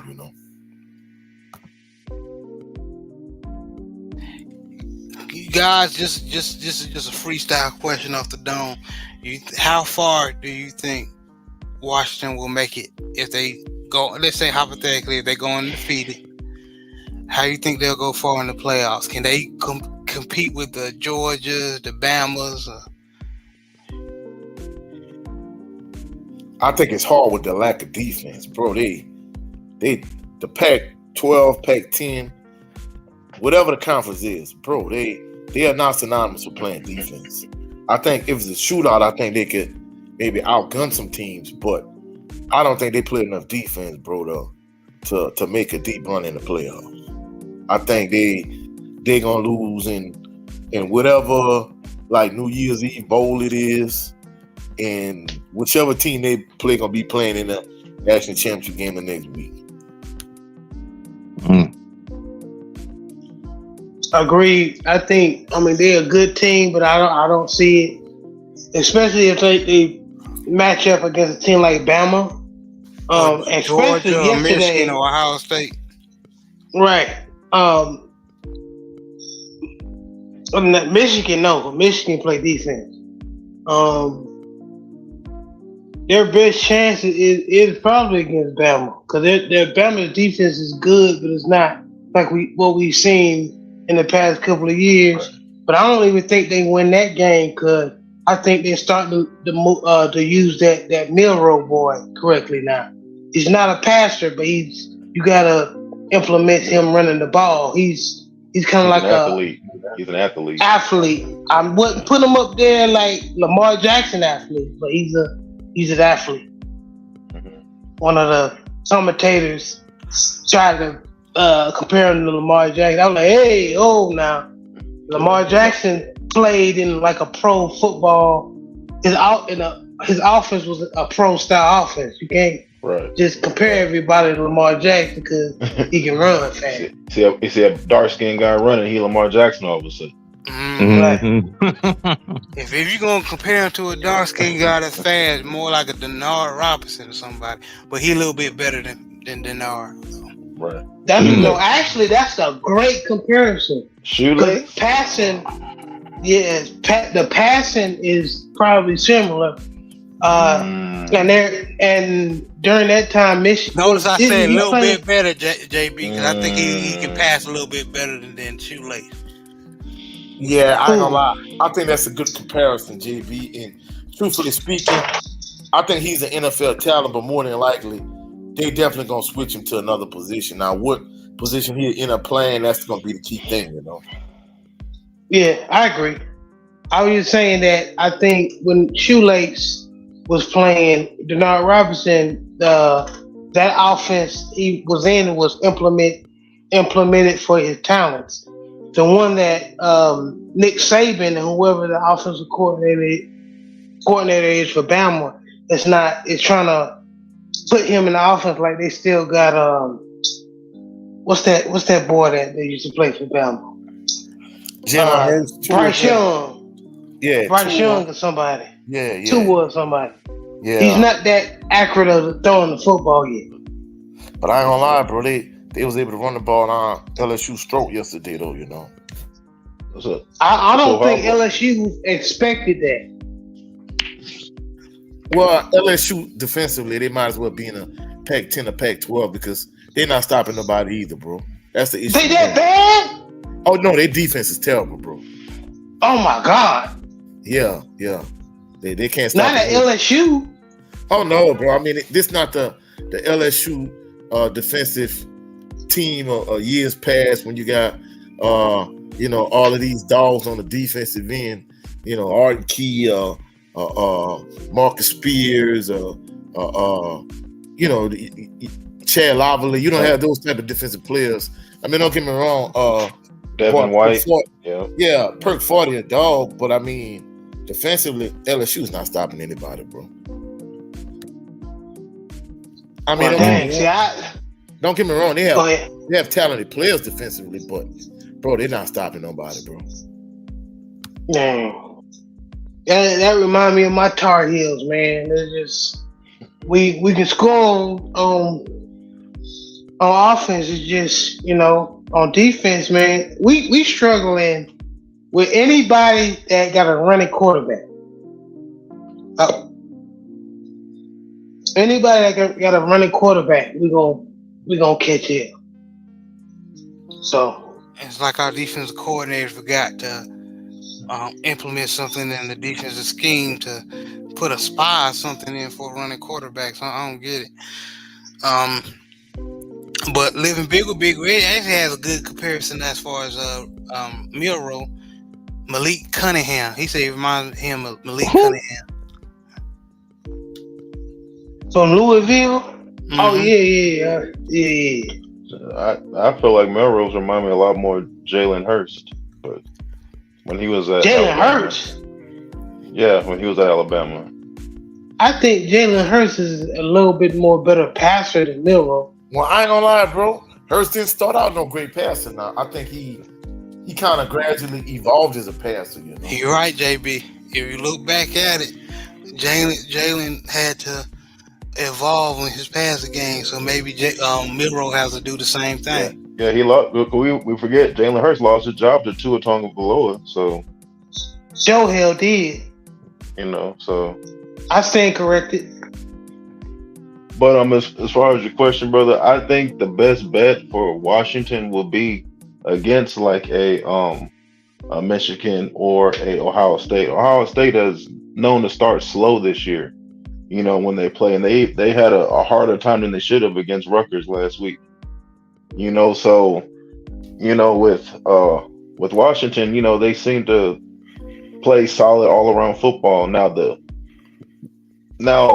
the thing that's going to bother them against like an Alabama or an SEC team like Georgia is going to be the physicality.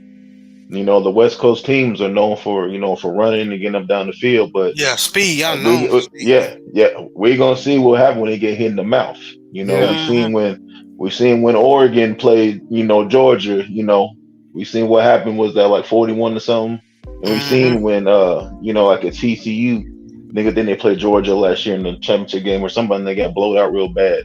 So if they play SEC team, they're definitely gonna struggle. But their best bet will be against Ohio State or Michigan. Yeah, So. Yeah, because those Pac-10, Pac-12 teams are real finesse, Yeah. Yeah, and that's why I was kind of skeptical of Christian McCaffrey coming, because the defense he was running on, but he proved everybody wrong. Yeah, but it didn't hurt his dad was Ed McCaffrey either. Yeah, that's true.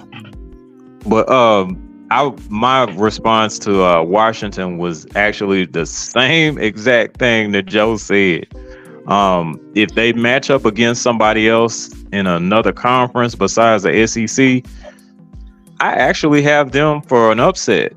But if it's a SEC type team, which if they're in the playoffs, they're going to have some type of defense. Then yeah, unfortunately, they gonna struggle, because even like if you do a shootout or whatever, all you gotta do is make a stop, and then that's pretty much it. Hopefully they not this year's TCU. Hey, look, man, we made it all the way to the championship. I'm still proud of the boys. That's all right. Oh, you horn dog? Okay, off, my brother. Okay. Put an emphasis on that. The bricks beat off you. Yeah. That remind me of my high school game. Everybody knows, like wherever y'all at high school, one of those teams that normally don't be there. They make it to the dance and they go against a perennial high school team that always like Duncanville. Yeah. And get the brakes beat off. Yeah. My school, Samuel, again, and I'll just retell the story. My school, Samuel, used to go walk, that we would crawl into the playoffs, and then we would play somebody like Allen, who was a perennial state contender and state champion, and they would pretty much dust us off. Like it would be like 73-7 or something like that. And that 7 came from like garbage time. So yeah, I'm very familiar with that. Is what I'm getting at. Some high school out here where I'm at, the location I'm at out here, got done wrong. I can't remember the name of the school, but they got to play DeSoto in the first round. I said they did them wrong. DeSoto like 70 on their ass. Yeah. Because these Central high school teams, they're not used to playing like the North Shores, the Duncanville, the DeSotos. You know what I mean? They ain't never seen talent like that breeding, from those schools like that. So they ain't used to them when they playing. Yeah. And all it take, man, is for one of them kids to run by one of them other kids and they just froze. It's over after that. It's like, oh, he got him. Like, damn, I ain't know nobody was that fast. Damn. Oh yeah. Yeah, it's like somebody need to test him for PEDs. He eating Canelo meat out here. Thanks. No, because the crazy thing about it is, I'm glad you said it, because when we lost 2 weeks ago in the playoffs, like players on the team that I'm assistant coach for, they like, man, players on y'all team, y'all got y'all on PEDs. I'm like, bro, they in middle school. Like, what are you talking about? They were trying to be funny, but I'm like, man, shut up. PEDs in middle school, that's crazy. I'm like, man, y'all making y'all stuff look stupid. Boy, taking them steroids, Rice Krispie treats. You know what I mean? Not the steroided Rice Krispie treats. Hey, you know what I mean? Y'all must have whooped they whole ass. I bet you they be saying about them teams in California that be constantly like St. John Bosco, Mater Dei. They be constantly winning. They be whooping everybody ass. They came down there. I don't know who it was. If a team from California came down in Texas And you know, Cedar Texas Hill. beat everybody. They beat the brakes off of Cedar Hill.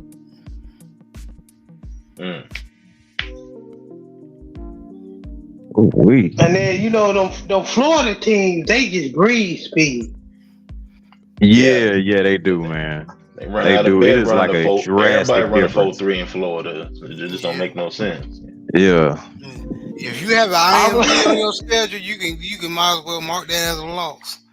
I don't know. Yeah, bro. but like they've literally told me, like some folks from Florida, they've literally told me, they say that you know, if they live close to the water or whatever, they run in sand all day. Yeah. I'm talking about even their linemen. It's fast. Yeah.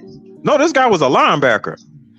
And he was out there running like 4-4 and stuff. It was ridiculous. This man was like 6'3", 250 pounds and just ran a 4-4. Like, I didn't think that was humanly possible. If I was a defensive coordinator playing against like a team like a Florida or like Jersey IMG, and I had just average, I'm like, you know what? Fuck it. We just playing prevent defense the whole game. And don't let nobody get behind you. Shit. That don't make no sense. Yeah, these boys breathe is athletes, man, out here, man. But last topic, y'all, we just gonna wrap the show up, talking about everybody's favorite NFL team, how they did today. If y'all played today or you're playing tonight. So starting with Coach, how y'all Saints doing? I know they won. They beat the Bears. They started off kind of slow. You know, they got the dub. I was kind of unimpressed. It seems like our friend who was drafted very high by the Bears, it seems like his days as a Bears number, because this other kid, he came and he played good. Even though he threw 3 interceptions, you know, he played well. So it's like, dang, bro, like, but the Bears, they were tougher than I thought they would be. The Saints kind of struggled. Shout out, Mr. Shelton. The Saints struggled, but they got the win. Cam Jordan and Mario Davis, the defense, came to play. I ain't gonna lie, bro. I was saying this when the season started. I kind of figured it was gonna be this way. Bro, I'm thoroughly unimpressed with Derek Carr, the starting quarterback. I mean, to me, with all the talent, all the weapons the Saints have on the offensive side, with Michael Thomas and Chris Olave, Rashid Shaheed, Taysom Hill.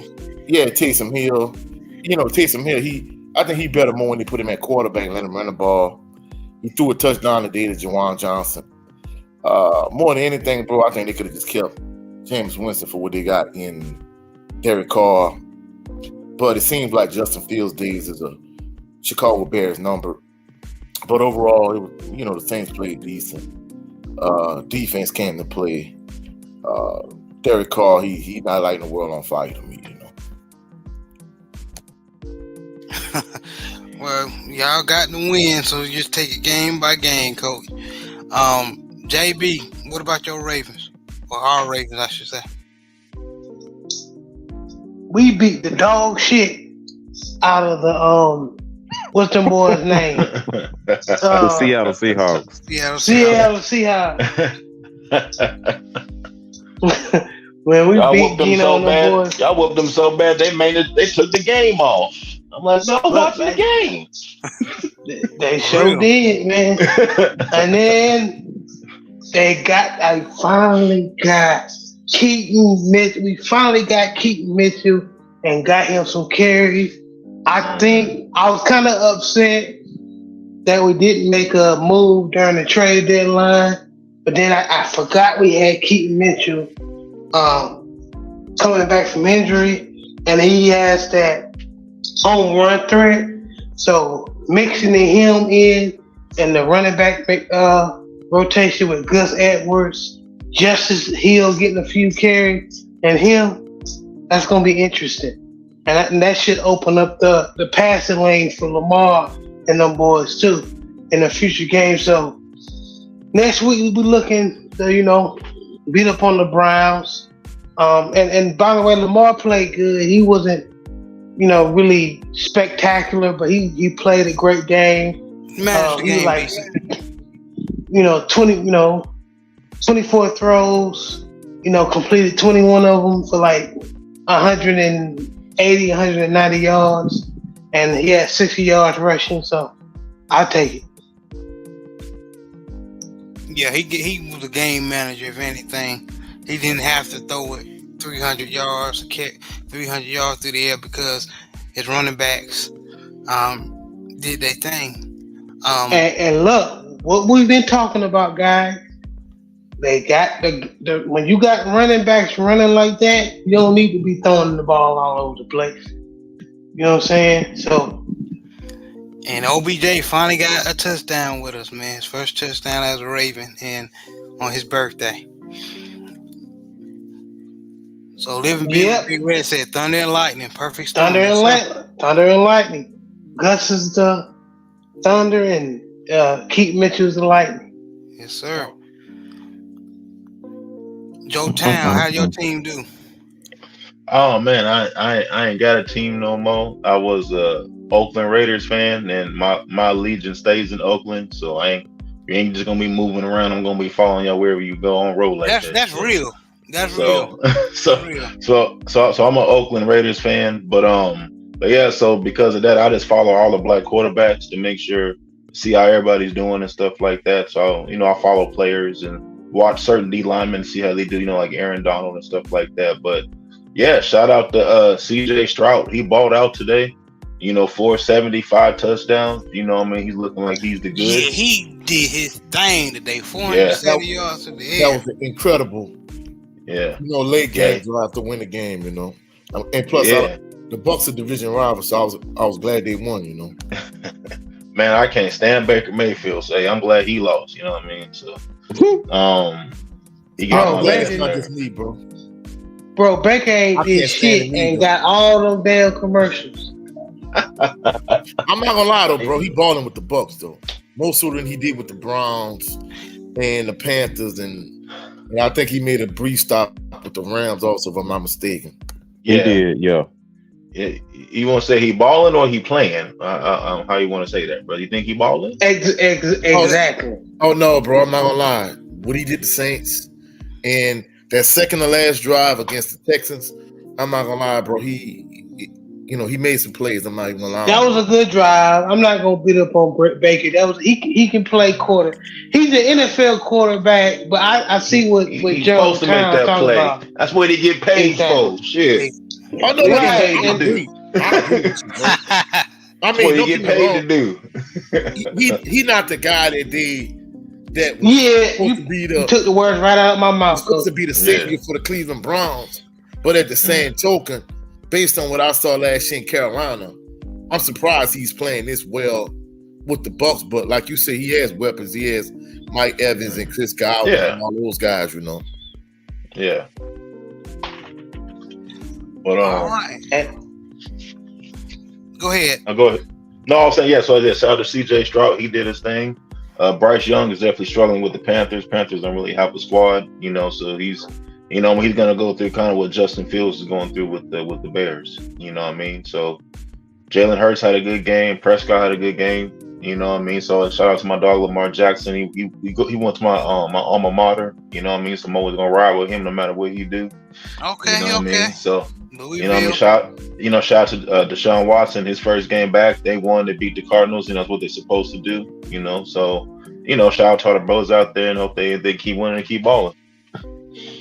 Facts, and I'm happy for, especially you mentioned the Cardinals. I know they traded Joshua Dobbs to Minnesota. My dog. I'm so happy yes, sir. that Joshua Dobbs, man.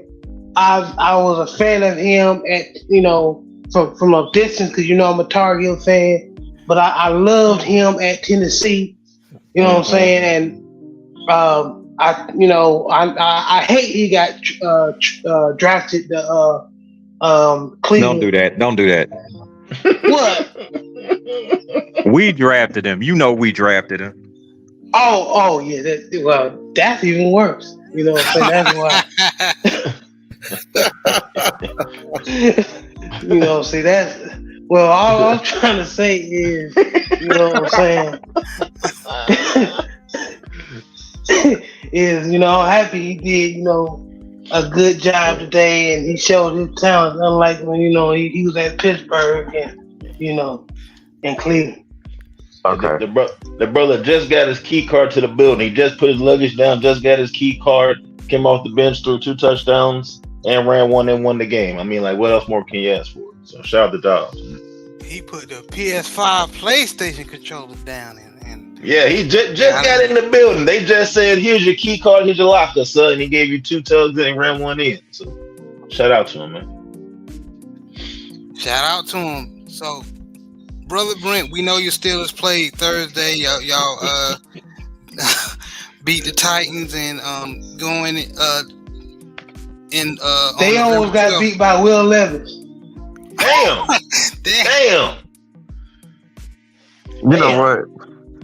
Damn. I was gonna give y'all. I was gonna give you Yardbirds credit for beating the brakes off of Seattle, and I was gonna be very nice and cordial and say that y'all played a lights out on defense, and y'all did pretty well on offense. Okay, I was gonna give y'all credit for that. Okay, but since JB likes to fuck shit up, yes, sir. You know what? I'm just gonna give you the Silky Johnson treatment, and I'm just gonna say I hate you. I hate everything about you, and I hope everything in life that's bad happens to y'all. I'll just do that. I'll just do that. That's right. But no, seriously. Wishing ill will, goddammit. I'm sure someone spit in. Yeah, right. But seriously, y'all, man, y'all did a good job. I'll give y'all that. As far as the win on Thursday, this particular team, we're gonna win unconventionally. We had a miracle win against y'all a few weeks back.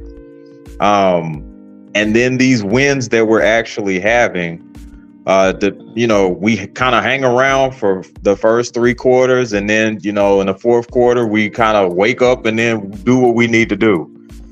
This is just what the team is this year. And in the words of my head coach, as far as style points for winning, we do not care. We just want to win. That's it. And I think that our strategy is going to be stick around close enough in the first 3 quarters to just kind of hang around. And then in the fourth, we'll just have to pull it out. We lost against Jacksonville because Kenny got hurt and we couldn't implement that strategy with Mitch Trubisky. Ooh, Jesus Christ, boy. Do y'all want him in Baltimore like as a backup? Y'all want him in Baltimore? Speaking of Tar Heels, I mean, yeah, he was a Tar Heel. I mean, y'all can have him. I know y'all got a sentimental attachment. I can sell them for like, how they did them CDs for like 3 for $10 back in the day. Damn. I'll sell them to you for 3 CDs and a black and mild. Let me tell you about Mitch Trubisky. I got love in my heart for Mitch Trubisky. He was a Tar Heel. But when the what's their name? The Chicago Bears drafted Mitch Trubisky over Deshaun Watson. I said, you are some of the most dumbest football organization I've ever seen. Yeah. Did you see? Go watch that Louisville and Clemson game. Why would you get Mitch? Mitch had weapons all around him. He sure did. Did. What you call it? Shoot. Did he play with who was that? I think he played with, was it Hakeem Butler that he played with at No. That's way back. You going way back. We played. Okay. He played with a couple of receivers that were good in college, very good, but they didn't pan out in the league. He played with like Ryan Switzer. that little fast white boy that Yeah. Okay, yeah. he was with the Steelers and the Cowboys. Then he had Bug Howard. Then he had the running back Elijah Hood. Yeah, For the Tar okay. Heels. So he played with that team, but that's before my boy Marquise Williams, was tearing shit up for the Tar Heels during that time. He never, and Marquise, speaking of black quarterbacks, he ain't get a shot at the NFL, but that's okay. But That's yeah, who that was. Mitch. So I bring that point up. Say I knew Mitch was just gonna be a backup quarterback in the NFL. You know what I'm saying? So I mean, I know he got some strong points, but he wasn't nobody that you gonna say, hey, win the game for me. So yeah. So the fact that the Chicago Bears is not building around Justin Fields, and Justin Fields got more upside than Mitch ever had, is sad. Yep. Yeah, but I ain't gonna lie, bro. They ready to pull a plug on Justin Fields. Yeah. I think his days is the Bears number. I'm surprised. Yeah, they couldn't get off him before the trade deadline, but I think they're gonna give up on him, bro. Even though I think it's too early, me personally, but I think it's go ahead. No, I think it's just like a bad marriage. I think they need to split up. I think Justin Fields need to go somewhere to an organization that actually cares about winning. And that, as long as it ain't the Panthers or somebody like that, because you see how they doing Bryce. Jesus Christ. You can send him to the Raiders. The Raiders need a quarterback. The Raiders might work, but y'all got... I don't know about y'all, brother. I'm just I don't know about y'all, brother. The Las Vegas Raiders. Correct. The Las Vegas Raiders. The Las Vegas Raiders, bro. I just know they need a quarterback. I know Double D, Jimmy G, the men who like the porn stars, he ain't gonna be it. So I think, Justin Fields might be that'd be a good spot for him. I think so too, but the Las Vegas Raiders, excuse me. The Raiders had a dark cloud on them, like for years now. So it's like they just one of them organizations where they deserve to have what they did to Jamarcus Russell. They could have helped Jamarcus Russell throughout his career, but they just let him drown. No, bro. Jamarcus messed himself up, bro. I got inside information. Jamarcus Russell messed himself up. You say you had inside information. Yeah. So basically what happened. Okay, basically what happened with Jamarcus. I'm not doing the snake dude. I'm not even gonna say his name. I got you. But the snake person that we was talking about earlier today. But yeah, this information is very much credible. Okay, so one of the coaches, because Jamar was struggling. All right, so one of the coaches actually gave Jamar like a CD, and it was supposed to be like film. It was supposed to be like film for him to kind of watch and review. So he gives it to him. Jamarcus goes home or whatever, and then the coach was like, okay, he comes back the next day, Jamarcus does, and the coach asked him about, hey, were you able to kind of look at that CD and kind of tell me, what you saw on it, as far as maybe like reading coverages and stuff like that. Jamarcus, and this is where he messes up, says, oh yeah, I looked at it. The coach gave him a blank CD. Dumbass. The coach gave him a blank CD. Well, so, and then there were situations to where he kept coming to meetings late. There was one point in time where, there was a styrofoam cup incident. Oh, he had a purple drink. Yeah. He wasn't he wasn't on his P's and Q's when he was up there, man. But he felt like because he got drafted, and he felt like at the time the Raiders didn't have nobody else. he could pretty much do what he wanted, and he had pretty much made it or whatever. Which, I mean, you still got a job to do at the end of the day. I'm trying to be sympathetic, because he is a black quarterback. He's supposed to be a leader of the team or whatnot. But like, if you just acting like one of them niggas at work just trying to get a paycheck, and excuse me for the terminology, but that's what it is. If you one of them niggas just trying to collect a check, then you pretty much do whatever it is that you do to yourself. I can't feel bad for you on that. So you basically, from what you're saying, you believe most of what he said, his testimony on the pivot with Ryan Clark, Channing Crowder, and Fred Taylor. Basically, he full of it. Basically, yeah. Like he didn't. Yeah, like it'd be different. Like if you came in early, stayed late.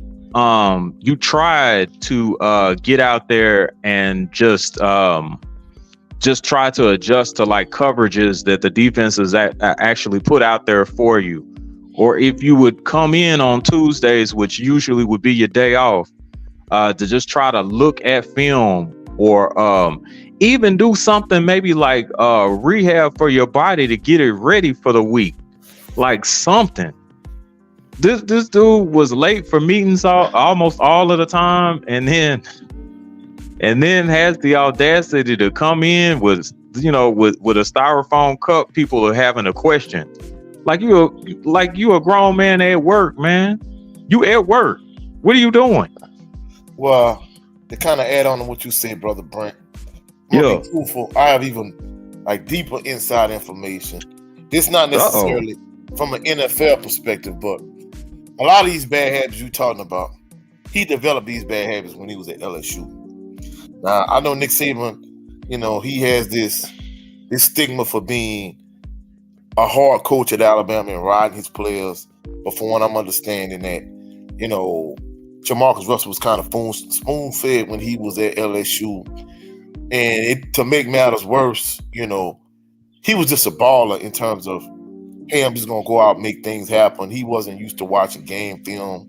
Mm-hmm. From what I understood, like, I'm not saying he has, like, some type of learning disability or anything like that, but from what I understood, like, he really couldn't read coverage. He really didn't read the playbook.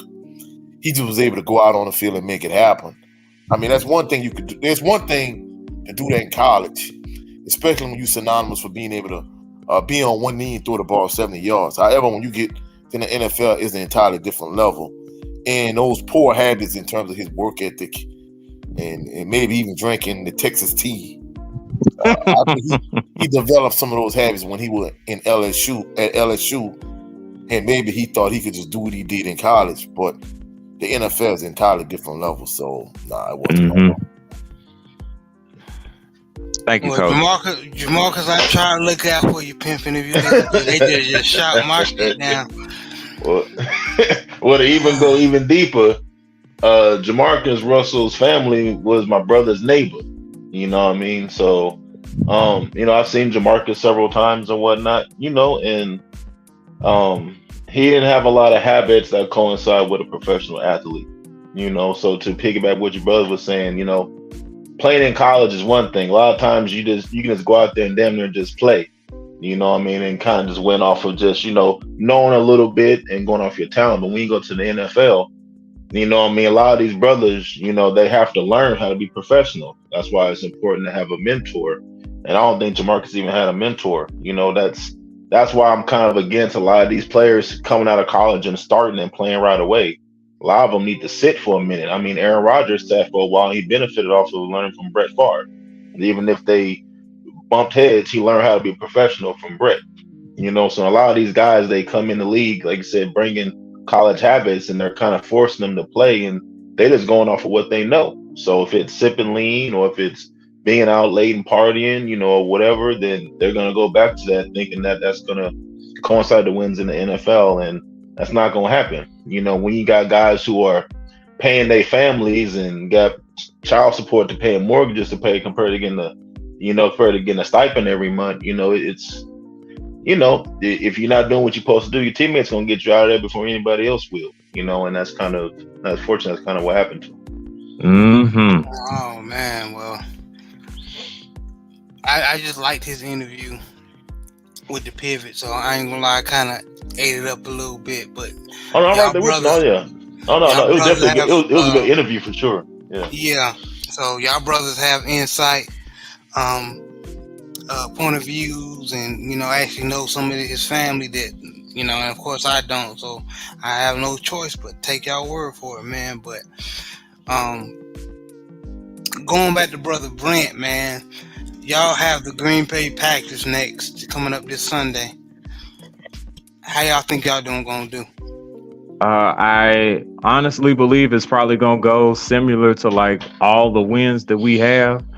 I think the Green Bay Packers are gonna quote unquote do surprisingly well the first 3 quarters. I think that we'll still find some way to kind of hang around, and then in the fourth, I think something's gonna happen to our benefit. Either the defense gets us a crucial turnover, or because we're overdue for it, we make a great special teams play, like a good punt return or a good kickoff return or something like that. And we wind up benefiting from it, and that helps us win. So I do not think that it's going to be like a traditionally great offensive game or anything like that that's going to help us win. I think it's going to be something intangible, or it's going to have something to do with the defense getting a turnover and then helping us out. But I think that a win's a win. Right now, I know it's way too early to predict, but I think that we pull it off. I think it'll probably wind up being like 17-14 or something like that. Okay, I definitely can see that happen. Like Living with Big Red saying in the chat, can't let the Staters hang around because they got their game record. TJ Watt, yep. And I like that Alex Highsmith Smith too. I don't like him when he wreaking havoc against us, but on the other end, he's doing his thing. Oh yeah, James Highsmith is nice, man. A lot of people, sleep on him because of TJ, man, but he is nice. He had 14 sacks last season, man. Didn't even go to the Pro Bowl, bro. I'm still mad about that. That's crazy. Yeah, the NFL is famous for missing a lot of people that should have went to the Pro Bowl or should have been deemed all pro. Mm-hmm. Like y'all remember Lee Evans, the wide receiver? Yeah. Mm-hmm. Never went to a Pro Bowl. He sure didn't, man. Wow. He sure didn't. Well, we all know the Pro Bowl is a popularity contest, so it's Yeah, it is. It is. I ain't gonna lie. same thing with the NBA, just a popularity contest. I ain't gonna lie, it is. Salute Slab Life ATX, aka Big Texas. TWT, salute family. Salute to the winning team.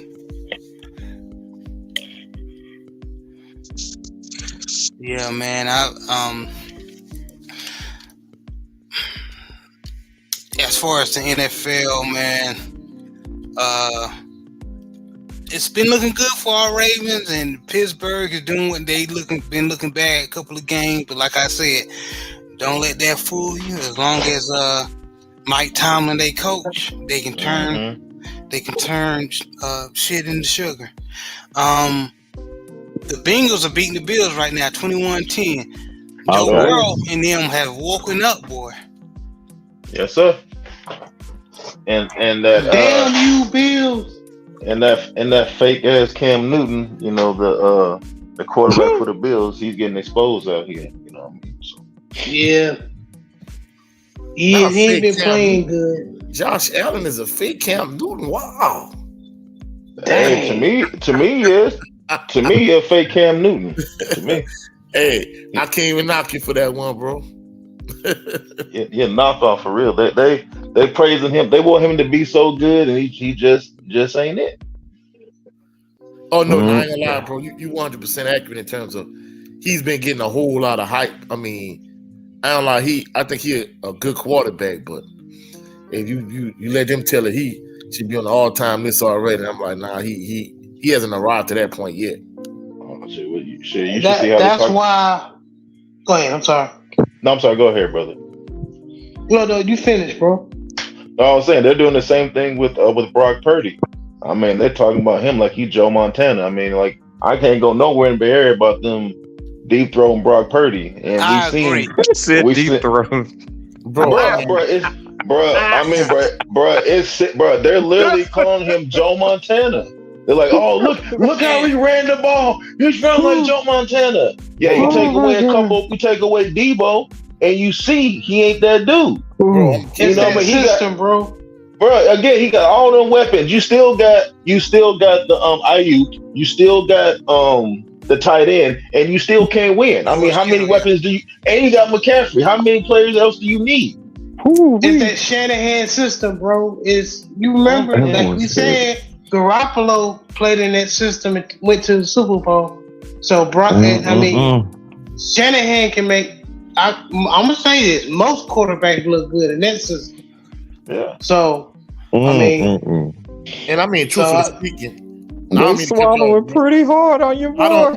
I don't think Purdy even spun outside of San Francisco. To be real with you, if you put him on line with NFL teams, he'll back up. Oh, Yeah. That's what I'm saying. Yeah, that's why I was mad. Go ahead. No, I'm saying no, Brent. You laughing, but bro, it's disgusting. I mean, they literally, bro, no gag reflex when it comes to Brock Purdy. They just loving this kid. Man. Loving this kid, like, and then I can't go nowhere. Oh, Brock Purdy. Oh my God, you see him? Oh, Brock Purdy. And I'm like, all right, keep on playing, you'll see. And then now you see. Brock Purdy. No, they not doing the Judy juggle throw. Oh my goodness. No. Brock Purdy is a the pinky two-hand twist with extra spit. That's what they doing. That's what they're doing out here to Brock Purdy. What they doing to Brock Purdy. Man. Oh my extra. Goodness. A big gulp size of spit. Yes, sir. Oh man. Yes, they're not doing that. You know how they do the pepper thing at the restaurant? Hey, bro. Lord. What they doing, though? It's disgusting out here. They've been real quiet the past 2 weeks, though. Ain't nobody been saying nothing past 2 weeks. Ain't getting no wins. God. Like I said, man, Brock Purdy is an above average Josh McCown. I'm gonna leave it like that. Above average Josh McCown. Boy, that one sizzled in my spirit. I ain't even country way. All right. Ooh. Oh man. Above average Josh McCown. Dang. In a good system. Oh, wait a minute. Where Mr. Shelton at? Cause I know he finna. He already done been in here. I know he finna turn into what you call it. He finna turn into Steven off of Django in a minute. Y'all better quit playing with that man quarterback. Oh, about the Niners? Oh yeah. Man, that's why I was mad at the Steelers on Thursday, making Will Levis. They about to say Will Levis look. I said Will Levis look okay, but he ain't gonna be. I don't trust him, Will Levis. I seen him play up close. He not to me. He ain't it. I could be wrong. I seen better quarterbacks. Yeah, they want him to be it. Remember the whole build-up. They're trying to make it seem like he was better than CJ Stroud and Bryce Young. They want him to be better than them so bad during the draft, but everybody else said different. You know what I mean? So he does not want them trying to hype up. It's funny y'all saying how like certain quarterbacks made it to the league, and like quarterback like Bryce Young and CJ Stroud. A couple of years ago, they would be questionable because of the they can run a little bit and wasn't deemed as pocket, or their size. Like Bryce Young is small for an average quarterback. Probably about 5'9", 5'10"ish. You're right. So it's a crying shame, and Coach can back me up. It's a shame before God that Devontae Kincaid did not make an NFL roster. Bro, that was a travesty. Man, that kid was so good at Grambling, bro. And he was showing signs at Ole Miss before he transferred. Shout out to Skyline High School in Dallas. Yeah, shout out to Dallas Skyline High School, man. Yes, sir. But Devontae, as y'all can see, these smallish quarterbacks balling out. like a Kyler Murray, even though he's been sporadic and injury prone. But as you can see, somebody his size can make it in the NFL. And Devontae Wade didn't even get a shot. And we don't even have to use Kyler Murray. We use Drew Brees and Doug Flutie and other past quarterbacks. Yeah. It wasn't that big that, made it to the NFL and played fairly well. Yeah, Prime Russell Wilson. Yep. Yeah, Russell Wilson is a perfect example when he was at his best. But Seattle Russell Wilson, not Denver Russell Wilson, but they pick and choose when they come to that type of thing, I can't talk shit about the Seattle Russell Wilson, but this new one, it's hard to watch. You mean one with the slick back? You mean that Russell Wilson? Yeah, Mr. Let's Ride. Yeah.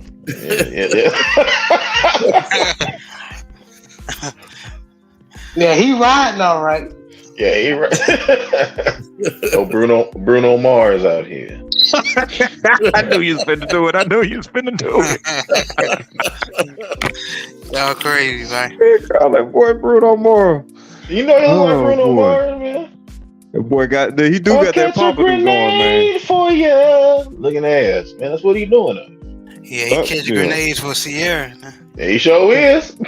And that shit blowing up too. He catching it. Oh yeah, he went to Denver on that Hollywood stuff. He needed his own personal office and 3 parking spots reserved for him. I'm like, dude, you on the team.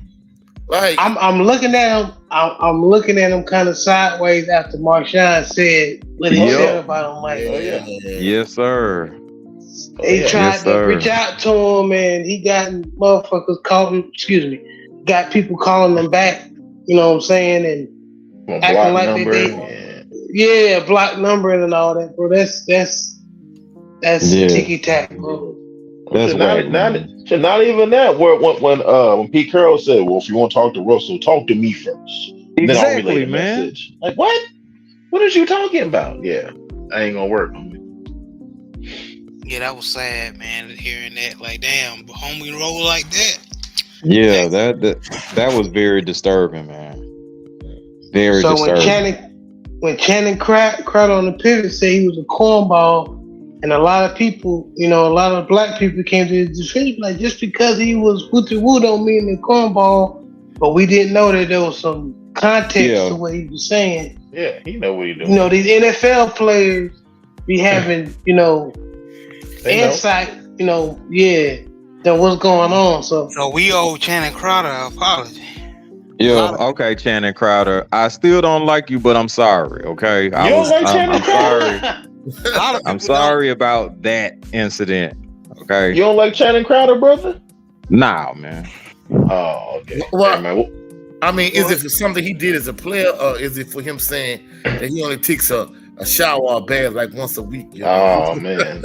No, I don't think I'll ever be close enough to him in real life to actually know that. But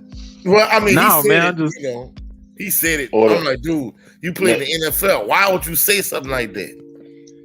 Yeah, bro, that was. It's just his personality, bro. It's just his personality. I don't care too much for it. Man, I had a teammate who would never take a shower. He would never take a shower in high school. He would never take a shower, and he would never wash his gear, like his practice stuff. So we literally had to break into his locker and steal his stuff, and we had to wash it for our sake. Oh man, you know what I mean? No, you know what I mean? Yeah, it's bad.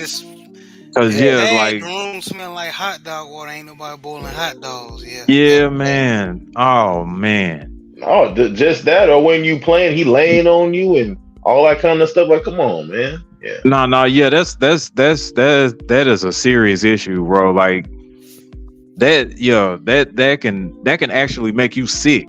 Like that can literally make you sick. Yeah.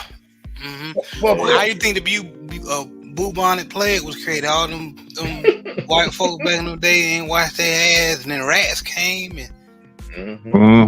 Yeah. Well, but the crazy thing about it is, like, I know once I got the college and I was taking college courses in our department, the physical education department at Southern, like everybody had played football or played some type of sport. It was like one day we was in this class and everybody told a similar story to what you saying. So I thought on our team, this one guy, I'm like, oh man, he just disgusting. Talking to a bunch of people, they were like, hey, there always was that one guy, whether it was on a basketball team or the football team, mostly football, that never took the equipment home and washed their practice jersey, washed their practice pants. And I'm like, man, that is disgusting, bro. Yeah, bro. Well, in wrestling, you can't do that. I think y'all remember when Mercer broke out? Mercer was like a disease that, like, it's like a if nobody disinfects like the wrestling mat, or it can just be your clothes, man, and you don't disinfect anything, and somebody catches Mercer, that's the name of the disease, it's contagious, and you'll get a rash, and it's like the Mercer eats away at your skin and stuff like that. Oh wow! It looks like a ringworm, but it's very contagious, and it can be deadly if not taken care of. Whoa, oh my goodness! So I remember that broke out, and it was very looked out for wrestlers, because a wrestler caught it. So when we wrestled, a lot of people had to make sure the mats we wrestled on was clean with bleach. Yeah, I mean, like, to add on what I was saying, to make it even worse, like, if we stole his gear and washed it, he was mad that we washed his gear for him. I mean, like, he literally wanted to fight people because, like, who washed my stuff? Who washed my stuff? We're literally, excuse my language, like, nigga, you killing us, bro. Like, quite literally. Yeah, I stole it, I washed it, and what? Do something. You know what I mean? Remember that? So he was that. You remember that dirty character, that Pigpen? Pigpen off Charlie Brown. Yeah, you took what I said. He just sitting there, just dirty, just stinking. Musty. Yeah. Oh man, yep, that's exactly who I was thinking about, Jared. Yeah. Pigpen off Charlie Brown. Yeah. You took it right out from what I was about to say before I said it. Yep. And he had that cloud of dust around him. Yep. Cloud of dust. Yeah. Oh man, golly. Hey Joe, I was about to throw up just thinking about that, man. Yeah, there's always a dude that's like that just refuses to clean himself, and like at first it's like a bad vinegar smell, but then it just goes on to something else, and then ammonia. Yeah, that bad and then sour smell. Yeah, it turns into, like, I don't know if y'all, and I'm not trying to be too bad, but you know how if you ever have to get on the side of the road and like there's roadkill that's been out there for days, it smell like rotten meat. Yeah. Like people can, I didn't know that people could actually smell like that are alive. Oh yeah. But like if they don't clean themselves, people can literally smell like that alive. Oh yeah. I didn't know that.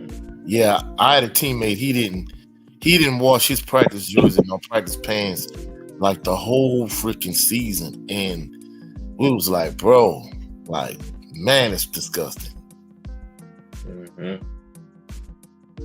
Yeah. But yeah, them people make me almost throw up just thinking about that, bro. Because you can't forget like the smell and how it just kind of like take over, and it's just ugh. Or is that, Brother Brent, you go 2 or 3 months of smelling it, you don't even smell it no more. Because now you're used to being around him all day long, and now you just don't even smell it no more. Yeah, you can go nose blind like that Febreze commercial say. Yeah. Oh no, bro, that's no lie. You know, just a quick side note, like week before last, they had a female student. She had some herbal essence in the bathroom.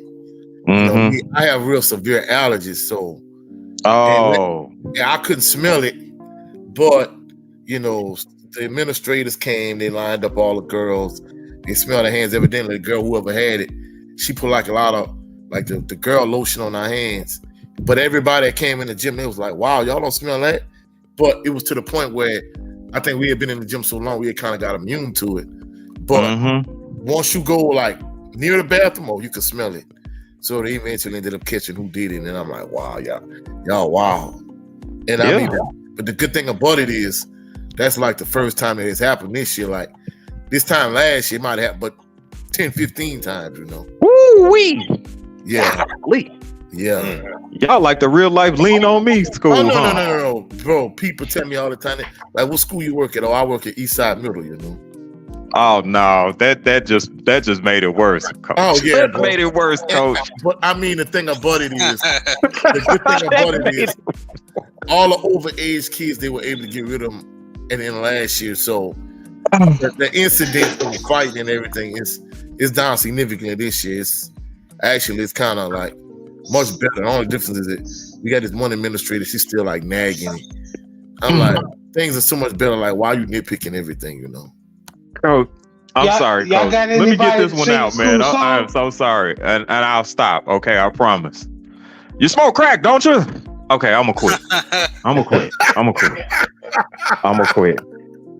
I'm gonna quit. I'm Now, gonna I was gonna say Brent. Y'all got anybody to sing the school song yet? quit. No. Boy, if they bust out with Hell East Side, I'm gonna lose it. No, Yeah. y'all remember that dude that was on stage when they Principal Joe Clark put all the bad students Yeah. on stage. Yeah. That I'm one gonna get nigga, you, man. I'm a dog, you money. and that one nigga talking about who got some crabs. That movie a classic, bro. But yeah, you It can is. have that. You can have It that. is. You can have that. Ooh. I ain't Ooh, got my patience already. A lot of people say I got a lot of patience, but I ain't got patience for that. So yeah, I could barely handle the two that I got at home. So yeah, I don't imagine being able to deal with 200 or 300 or 400 of them. Mm-mm. I think it's closer to 5. Okay, yeah, all right. See, that's overwhelming right there. Ooh, Oh yeah, bro. It's getting to the point increasingly every day the juice isn't worth the squeeze at this point. and then it don't help. You got a lot of your co-workers is a scary, corny behind the adults. Oh no. I'm not gonna lie. The other teachers they're easy to deal with. It's the doggone administrators that, not the good administrator, but the administrator that's panning behind it don't have a clue. That's what I mean. Yeah. Okay. Well, yeah, bro. I'm very sorry to hear about that. And then yeah, the juice not being worth the squeeze. Oh yeah, I've definitely been there. So yeah, I understand that. I'm kind of going Well, hopefully, through that right man, now. you can find maybe a better situation eventually. I know it's not going to happen overnight, but maybe eventually there could be it's gonna be sooner than a later. better trust me. opportunity. I Huh? know it's gonna be sooner than later. Trust me. Oh, okay. Yeah. Even better. Yeah. Even better. Sometimes you got to make that move around. But guys, man, this has been a great show, man. Love chopping up with y'all. I know y'all want to enjoy the rest of y'all Sunday night. I'm gonna go through the panel, let everybody know where. Have y'all tell everybody where they can meet y'all at, man. Starting with Brent Fox, man. All right. So you can still find me on It's Just Me. Just watch my previous shows. There will be some new content, even if it's shorts. That'll be coming out this week. So that is the goal. That is what I'm doing. Shouts out to my brother Joe Townsend making a special guest appearance too, man. I gotta make sure that I give him his flowers on that. And y'all my brothers, you, JB, Coach 67, man. Y'all definitely the juice is definitely worth the squeeze when I be talking to y'all, man. So I love coming here. I love chopping it up with my brothers and having a great time, man. It's a pleasure to have you whenever you can make it. We all grown. We all, we have obligations. So anytime you can come on the panel, you're more than welcome. Anytime you can't, it's okay. It's okay too. but I know you got I got y'all support, so I appreciate it. So, brother Joe Town, man, thank you for like Brent said. I appreciate you for taking some, a time out your night to come on to the panel. Anything you want to say or anything you got coming up the pipe? Oh man, I was want to say, man, I appreciate y'all letting me up here, man. It was great chopping up with y'all good brothers, man. I'm not gonna lie.